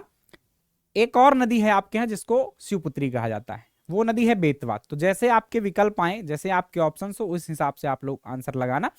नर्मदा को भी शिवपुत्री कहा जाता है और बेतवा को भी कहा जाता है, ये याद रखिएगा। तो ये हमारा अगला बिंदु उपनामों का कंप्लीट हुआ। आगे बढ़े तो अगला जो हमारा पॉइंट होगा वो कौन सा होगा? वो होगा हमारा जलप्रपातों का। कौन सा होगा? जलप्रपातों का। ठीक, तो देख लेते हैं अब जलप्रपात कौन कौन से नदी पर बने हुए हैं। जलप्रपात फटाफट नाम लिख देता हूं। सबसे पहले आपको मिलेगा जहां से इसका उद्गम होता है उसके 8 किलोमीटर दूर से कपिलधारा जलप्रपात। कौन सा मिलेगा? कपिलधारा जलप्रपात। दूसरा जलप्रपात जो है इसका, इस कपिलधारा के 1 किलोमीटर आगे ही दुग्धधारा जलप्रपात। क्या मिल जाएगा? दुग्धधारा जलप्रपात। देन आपको अगला नाम अगला मिलेगा धुआंधार जलप्रपात। क्या मिलेगा? धुआंधार जलप्रपात। तो ये कुछ इंपॉर्टेंट वाले थे। और देखें तो मंदार व दर्दी जलप्रपात, बहुत ऊंचे जलप्रपात नहीं है, ये है काफी निचले ही, लेकिन नाम इंपॉर्टेंट है इनका। इसके अलावा आपको एक और नाम याद रखना है सहस्त्रधारा का, सहस्त्रधारा जलप्रपात। ठीक, बोला मैंने कहानी सुनाऊंगा, नहीं सुना रहा था, सुना देते हैं, नहीं तो आप नाराज ना हो जाना। तो नर्मदा का जो उद्गम है, मैकल जो एक राजा थे, जो पर्वत का नाम है, ऐसा मानते हैं कि मैकल नाम के एक राजा हुआ करते थे वहां अमरकंटक में, और उनकी एक पुत्री हुई है ना, रेवा मान लीजिए, नर्मदा या रेवा। तो ये पुत्री हुई, अब मतलब व्यक्ति के रूप में लेना है ना, अब नदी वदी नहीं। तो मैकल थे, उनकी पुत्री थी नर्मदा नदी। इनका विवाह की उम्र हुई, तो विवाह की उम्र में राजा ने वर ढूंढना शुरू किया और एक वर मिले इनको, जिनका नाम था सोनभद्र। क्या नाम था? सोनभद्र। तो सोनभद्र से विवाह लगा। नर्मदा की एक दासी थी जिनका नाम था जोहिला। क्या नाम था? जोहिला। तो जब विवाह लग गया तो एक बार नर्मदा जी ने क्या चाहा कि इच्छा चाही कि उनसे मिलना चाहती हूं मैं, देखना चाहती हूं, है ना, सोनभद्र को। तो दासी और इनने मिलकर कुछ प्लान बनाया, लेकिन दासी ने इनको कुछ और तरह से प्रेरित कर दिया और कहा कि आप सबसे पहले मत जाइए, कुछ दिक्कत ना हो जाए, मैं जाती हूँ, है ना, मैं आपका रूप धारण करके जाती हूँ, उनसे बात करती हूँ कि आप मिलना चाहती हैं और उनसे अनुमति लेकर फिर हम लोग मिलेंगे। तो जोहिला जो है उनकी दासी जाती हैं कहाँ पर, आपके मिलने सोनभद्र से, और नर्मदा जी ने उनको अपनी वेशभूषा यानी कि पूरे वस्त्र आभूषण दे दिए थे, तो उनके ही वेश में जोहिला जी जो है वो गई सोनभद्र से मिलने। सोनभद्र ने पहली ही नजर में देखा और सोचा कि यही नर्मदा है और उनसे प्रेम कर बैठे और कुछ बातें हुई। जोहिला ने भी पूरी तरह से बात नहीं बताई कि मैं उनकी दासी हूँ, उनको तो अवसर मिल गया अच्छा कि चलो राजा की रानी बन जाऊंगी, है ना, तो उन्होंने भी नहीं बताया और जाकर सोनभद्र में मिल गई या सोनभद्र से विवाह कर लिया। ऐसा नर्मदा इससे भारी दुखी हुई और उन्होंने यह निर्णय लिया कि मैं जीवन भर क्या रहूंगी, कुंवारी रहूंगी। और वो नदी जो है आज तक कुंवारी ऐसी मानी जाती है कि कुंवारी नदी, कुंवारी है ये नर्मदा। और बड़े ही क्रोध से उन्होंने जिस दिशा में उनको जाना रहना चाहिए उससे विपरीत दिशा लिया और ऐसे नदी बन गई वो। और आप देखेंगे जो स्थिति है आपके अमरकंटक की, यहाँ पर आप देखिएगा कभी तो नर्मदा जो है पश्चिम की तरफ बहती है ना, आप देखेंगे तो ढाल के विपरीत है एक तरह से। इसीलिए तो हमेशा प्रश्न पूछे जाते हैं कि नर्मदा नदी किस दिशा में बहती है, पश्चिम में बहती है। एक खास बात है, सभी नदियां पूर्व की ओर जा रही हैं प्रायद्वीप की, और ये नदी पश्चिम की ओर जा रही हैं।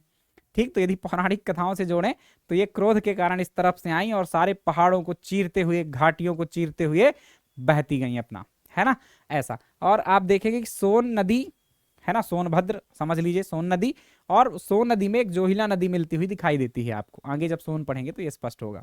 ठीक, तो उस कहानी से ऐसे आप इस चीज को कनेक्ट कर सकते हैं। सोन की सहायक नदी जोहिला है एक, और नर्मदा की दिशा बिल्कुल सोन से उल्टा है, ऐसा कह दीजिए। चलो, एक कहानी हुई, आगे बढ़ते हैं।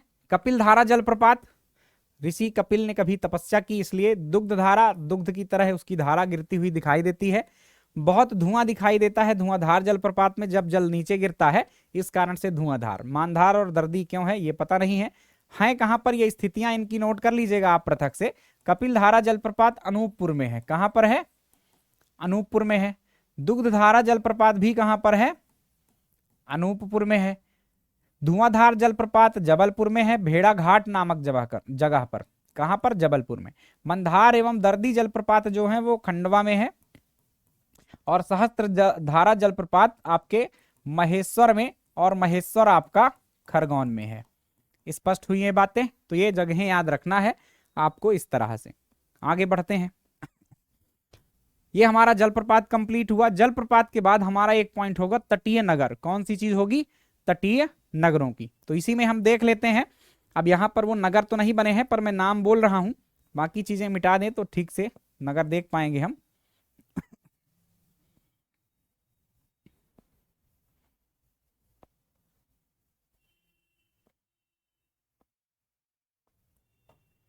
कि कौन कौन से नगर इस पर स्थित हैं। तो सबसे पहले जहां से नदी का उद्गम होता है वही एक प्रसिद्ध नगर है अमरकंटक।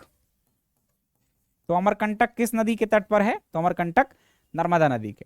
अमरकंटक के बाद आप देखेंगे तो डिंडोरी भी इसी के किनारे पड़ता है, तो ये लिखा हुआ है डिंडोरी। डिंडोरी, डिंडोरी के बाद मंडला भी क्या है, आपके नर्मदा के तट पर माना जाता है। देन व्यापम ने पूछ रखा है, जबलपुर थोड़ा सा दूर है, जबलपुर क्या है, थोड़ा दूर है, फिर भी मतलब आपको जबलपुर शहर से ना 10 से 15 किलोमीटर आगे जाना पड़ेगा, तब जाकर भेड़ा घाट मिलेगा और वहां पर आपको ये जलप्रपात मिलेगा। पर प्रश्न पूछा गया है तो ध्यान में रखना, और यदि नहीं है उसके किनारे तो थोड़ी अलग से पूछेगा, है कि नहीं, ऐसा तो नहीं पूछेगा। तो बस आ जाए तो मान लेना आप लोग भी कि जबलपुर है उसके किनारे। देन नरसिंहपुर भी थोड़ा सा दूर ही है लेकिन माना जाता है, इसलिए आपको भी याद रखना है। एक डाउट दूर कर दूं आपका, पहले ही शायद आ जाए मन में। ध्यान ये रखिएगा कि यहां पर जो मैं नगर बता रहा हूं तटीय नगर, ये ऐसा नहीं है कि जिस जिले से वो नदी गुजर रही है उसका नाम हमें लिखना ही लिखना है। ऐसा समझिए कि जो शहरी इलाका है, जो नगरीय क्षेत्र है, उसके बीच से यदि कोई नदी गुजर रही होगी तो उसको हम कहेंगे नगर।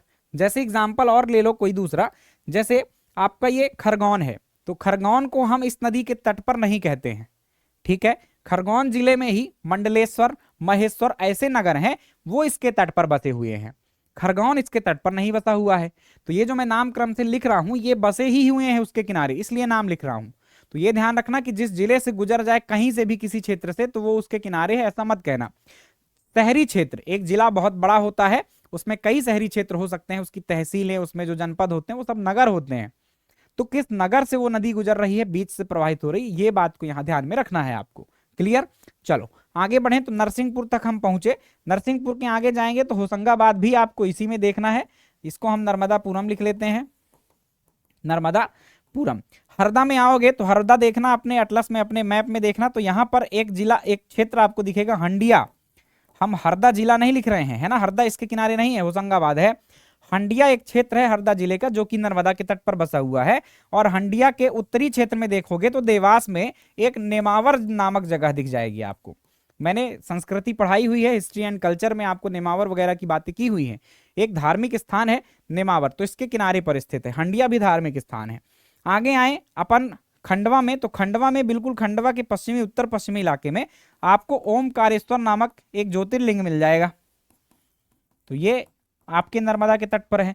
देन अपन खरगोन में बढ़े तो पहले आपको क्या मिल जाएगा, एक मंडलेश्वर नामक जगह मिलेगी, मंडलेश्वर। एंड देन आपको क्या मिलेगा, महेश्वर मिलेगा, महेश्वर।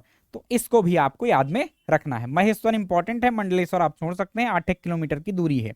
और इस प्रकार से आप बस आगे बढ़ जाइएगा और कोई क्षेत्र इसमें विशेष नहीं है। तो ये तटीय नगर थे आपके नर्मदा के किनारे। आपसे प्रश्न पूछे ही गए हैं कि ये स्थान किस नदी के किनारे है, कौन सा नगर किस नदी के किनारे बसा हुआ है, तो ये पॉइंट भी हमारे लिए काफी इंपॉर्टेंट हो जाता है। बात करें अब अगले पॉइंट की, तो अगला पॉइंट भी बहुत ईजी है। हमने क्या क्या देखा, वापस से रिपीट कराऊंगा आपको।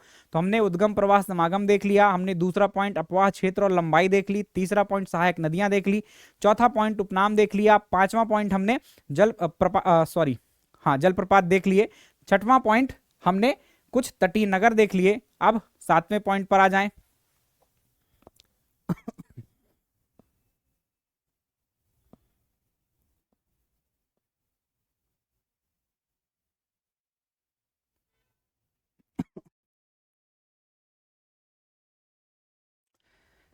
परियोजनाएं। तो परियोजनाएं क्या होती हैं, किसी नदी की जलधारा को रोककर उससे विद्युत बना लिया जाए या किसी सिंचाई के लिए डैम बना लिया जाए, वो परियोजनाएं हैं। तो इसलिए इनको देख लेते हैं।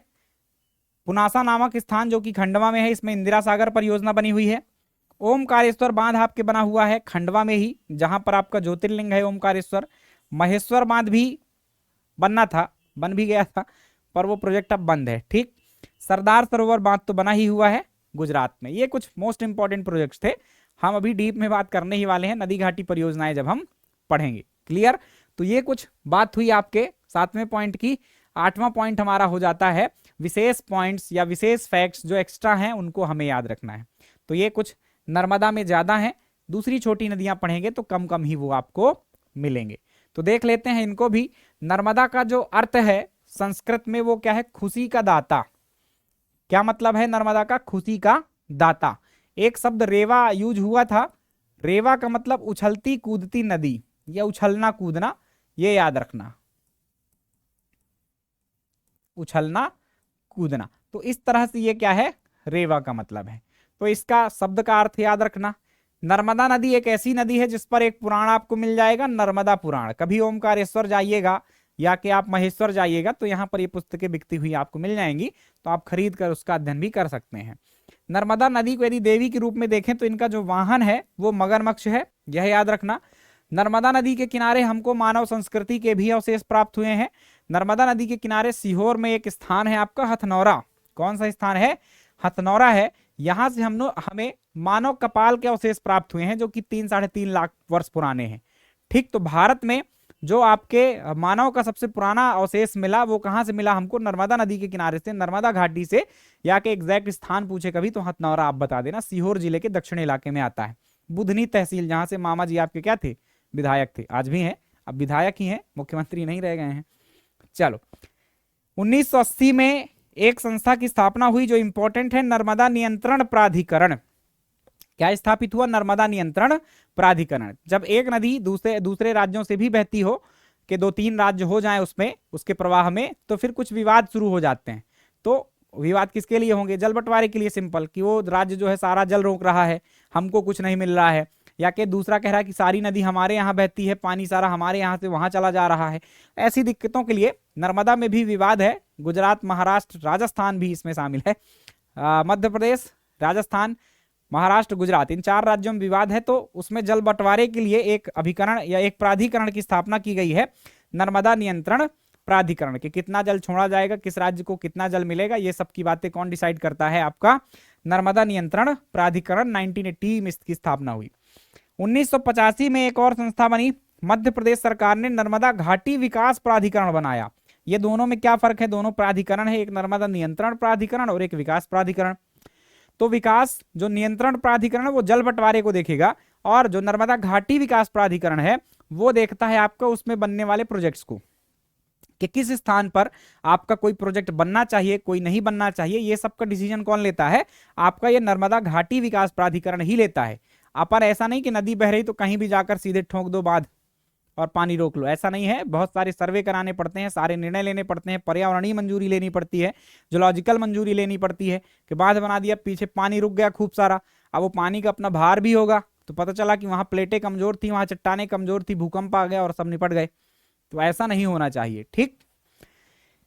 मेधा पाटकर का संबंध नर्मदा बचाओ आंदोलन से है, तो ये एक फैक्ट है। नर्मदा बचाओ आंदोलन की नेतृत्वकर्ता कौन है, नेत्री कौन है? तो वो है आपकी मेधा पाटकर। ये 1980 से ही क्या हो रहा है, ये आंदोलन चल रहा है। बहुत सारे डैम बने, इंदिरा सागर डैम बना है ना, उसके अलावा आपका सरदार सरोवर डैम बना। तो ये बीच बीच में जो डैम बनते हैं उनकी ऊंचाई वगैरह बढ़ाई जाए। तो ये जो सामाजिक कार्यकर्ता है मेधा पाटकर जी, ये लोगों की आवाज उठाती हैं। किन लोगों की आवाज उठाती हैं? तो जब हम डैम बनाते हैं तो डैम के पीछे जल रुकता है, और वो जल रुकता ही जाएगा और बड़े इलाके पर फैलता है। आसपास गांव होते हैं, लोग होते हैं, उनको विस्थापित किया जाता है। सरकार पैसा भी देती है, सरकार क्या करती है? पैसा देती है, लेकिन सरकार वाजिब मुआवजा नहीं देती या पैसा नहीं देती। कुछ लोगों को फायदा मिल जाता है, कुछ लोगों को काफी ज्यादा नुकसान हो जाता है। अब मान लो कि मेरी दुकान हो, मेरे गांव में खूब चल रही हो, तो मुझे जो दूसरी जमीन दी गई है उतने ही एकड़ जितनी पहले थी, तो क्या वहां मेरा वो व्यापार चलेगा? मेरी तो जो आय थी वो तो रुक गई, है ना। तो ये सब चीजें देखकर निर्णय लेने चाहिए सरकार को। मतलब कुल मिलाकर जो विस्थापन है वो ठीक से नहीं किया जाता सरकारों के द्वारा, और पैसा वगैरह भी काफी देर से दिया जाता है। तो ये सब दिक्कतों के कारण उन लोगों की आवाज उठाने का काम मेधा पाटकर जी करती हैं। तो इस बात को आप नोट करिएगा। चलिए आगे बढ़े। तो ये इतनी बातें ही थी हमारी नर्मदा नदी पे। काफी समय लगा क्योंकि काफी सारे क्वेश्चन आते हैं, है ना। वापस डिस्कस करेंगे हम क्वेश्चंस को जो शुरू में देखे थे हमने। वो तो मैंने 20-22 क्वेश्चन उठाए जो कि सारे एमपीपीएससी के एक ही परीक्षा में पूछे गए हैं, राज्य सेवा परीक्षा। अभी दूसरी परीक्षाएं भी होती हैं एमपीपीएससी की जिसमें प्रश्न आते हैं एमपी से, उनको तो मैंने उठाया ही नहीं है। तो चर्चा करेंगे, उन क्वेश्चंस को डिस्कस करेंगे। अभी ये नर्मदा नदी कंप्लीट हुआ है। नर्मदा की ही एक सहायक नदी है तवा नदी। तो नर्मदा अपवाह तंत्र में हमें 2 नदियां पढ़नी थी। एक नर्मदा नदी थी जो कंप्लीट हुई, दूसरी नदी आपकी तवा नदी है जिसको अभी कंप्लीट कर देते हैं, और फिर आगे हम गंगा अपवाह तंत्र में चलेंगे। तवा नदी छोटी सी है, देखो सिंपल, इसमें उद्गम और समागम है। तो इस नदी का जो उद्गम है वो छिंदवाड़ा के कालीभीत पहाड़ी से होता है। कालीभीत पहाड़ियों का विस्तार बैतूल और छिंदवाड़ा में है। तो छिंदवाड़ा का जो पश्चिमी भाग है, कौन सा भाग है? छिंदवाड़ा का जो पश्चिमी भाग है वहां पर से ये नदी क्या होती है? निकलती है। इस इलाके को देखिएगा, काफी सारे कंफ्यूजन होते हैं। इटारसी तहसील में ही ये उद्गमित करवा देते हैं, कोई पचमढ़ी से उद्गमित करवा देता है। तो ये नदी को ठीक से आप देखिएगा अच्छे से, जो भी मैप आपके पास हो। तो यदि वो ठीक मैप है, ऑथेंटिक मैप है, तो ये नदी कहीं छिंदवाड़ा के पश्चिमी भाग से निकलती है, इस तरह से बैतूल से होते हुए सारणी के किनारे से बहती हुई ये इस तरह इटारसी तहसील से होते हुए बांद्रामान नामक जगह पर होशंगाबाद में जो है तो नर्मदा से मिल जाती है। तो ये एक्चुअली इसका प्रवाह है 3 जिलों में, छिंदवाड़ा, बैतूल और होशंगाबाद। पुस्तकों में बस होशंगाबाद से ही निकलवाकर होशंगाबाद में ही उसको गिरवा देते हैं, ऐसा ठीक नहीं है, है ना। आप अच्छे सोर्सेस से पढ़ाई कीजिएगा। तो ये नदी का क्या हुआ? उद्गम हुआ, और उसका प्रवाह भी हो गया, और समागम भी हमने देख लिया। बात करें दूसरी बात की, जो कि अपवाह क्षेत्र और लंबाई पढ़ते थे, लेकिन हमें यहां पर अपवाह क्षेत्र और लंबाई पढ़ने की आवश्यकता, मतलब सॉरी, अपवाह क्षेत्र पढ़ने की आवश्यकता नहीं है। हम लंबाई इसकी देख लेते हैं। 172 किलोमीटर। कितनी है? 172 किलोमीटर। सोर्सेस के अनुसार ये जो है नर्मदा की सबसे लंबी नदी है, नर्मदा की सबसे लंबी नदी। अभी तक एग्जाम्स में यही माना गया है, तो हम भी यही मानकर चलेंगे। कुछ नदियां हैं जिनको मतलब कई धाराओं से जो है तो नदियां मिलकर बनती हैं, तो स्पष्ट नहीं हो पाता कि इसकी लंबाई कितनी ले लें, है ना। तो कुछ नदियां हैं जिनकी 179 भी है, 180 भी है, ठीक। बुढ़नेर वगैरह की लंबाई 179 तक पहुंच जाती है, पर वो ऑथेंटिक नहीं है। आपको अभी के लिए क्या मानना है, जो एग्जाम्स में पूछे गए आंसर है वो है 172 किलोमीटर और तवा की ये लंबाई है। क्लियर बात, तो इसको ही आप याद रखेंगे। तवा की कुछ सहायक नदियां हैं, देनवा या कि धेनवा, मालिनी और सुखतवा। तो ये कुछ प्रमुख सहायक नदियां हैं। जहां तवा और धेनवा नदियां मिलती हैं वहां पर एक बढ़िया पर्यटन स्थल है आपका, उसको भी घूमने जा सकते हैं आप लोग। उसका नाम अभी मुझे याद नहीं आ रहा है, आगे आ जाएगा तो बताएंगे आपको। तटीय नगर, तटीय नगर में बैतूल जिला नहीं है, बैतूल में स्थित एक सारणी नामक नगर है, ये इसके किनारे है, ठीक। तो ये याद रखना, इसके किनारे स्थित नगर। परियोजनाओं की बात करें तो यहां पर तवा परियोजना बनाई गई है रानीपुरा गांव में, आपका इटारसी में, इटारसी तहसील है। उद्गम देख लिए, लंबाई देख लिए, सहायक नदियां देख ली, तटीय नगर देख लिया, परियोजनाएं। इसमें देखो जलप्रपात नहीं है, मैंने पहले ही सिखा दिया था आपको कि जिसमें होंगे उसी पर हम वो पॉइंट ऐड करेंगे, जिसमें नहीं होंगे उसमें अनावश्यक हमें ऐड करने की आवश्यकता नहीं होगी। वो तो नर्मदा में बहुत सारे जलप्रपात थे, हमने अच्छे से पढ़े उनको, यहाँ पर नहीं है तो स्किप कर दिया। परियोजनाओं में तवा परियोजना है। कुछ विशेष बातें करें यदि इस नदी के बारे में जो ऊपर के बिंदुओं में शामिल नहीं हो सके, तो इस नदी पर सबसे लंबा बांध बना हुआ है। तो पूछा जाए कभी कि मध्य प्रदेश का सबसे लंबा बांध कौन सा है, तो तवा बांध है, सिंपली ऐसा बता देना। दूसरा सबसे लंबा पुल, पहला सबसे लंबा पुल शिवपुरी में बना हुआ है सिंध नदी पर। तो ये जो पुल बना हुआ, पहले यही सबसे लंबा था 2009 तक, है ना। 2009 में शिवपुरी में वो पुल बन गया आपका, तो उसके बाद ये दूसरा सबसे लंबा पुल हो गया तवा का। तो दूसरा सबसे लंबा पुल कभी पूछा जाए तो इसी नदी पर निर्मित है आपका, तवा नदी पर, तवा पुल ऐसा इसका नाम कह दीजिएगा। सतपुड़ा राष्ट्रीय उद्यान में तवा और धेनवा नदियों के संगम पर मढ़ई, ये याद नहीं आ रहा था, तो ये है स्थान मढ़ई। कौन सा स्थान है, मढ़ई। ये अच्छा पर्यटन केंद्र है, आप जाते हैं, नाव चलती हैं, गाड़ी वहां, वो सतपुड़ा मतलब सतपुड़ा टाइगर रिजर्व का इलाका है, वहां इतनी मानवीय एक्टिविटीज नहीं होनी चाहिए, लेकिन इस इलाके तक होती हैं क्योंकि बहुत खूबसूरत नज़ारे हैं वहां के, तो लोगों को दिखाने के लिए ये काम किया जा रहा है। तो इस तरह से ये आपकी तवा नदी कंप्लीट हुई। एक प्रकार से हमने एक अपवाह तंत्र कंप्लीट कर लिया, है ना। अब जो है आपने देखा जैसे नर्मदा नदी थी, सबसे इंपॉर्टेंट थी, सबसे बड़ी थी, सबसे ज्यादा क्वेश्चंस यहां से पूछे गए हैं, इसलिए इसमें समय अधिक लगा। धीरे धीरे जैसे जैसे हम आगे बढ़ते जाएंगे तो समय हमारा हर नदी का घटता जाएगा, कहो एक स्लाइड में एक नदी खत्म हो जाए, जैसे तवा खत्म हो गई है ना। तो चलिए ये कंप्लीट हुआ नर्मदा अपवाह क्षेत्र।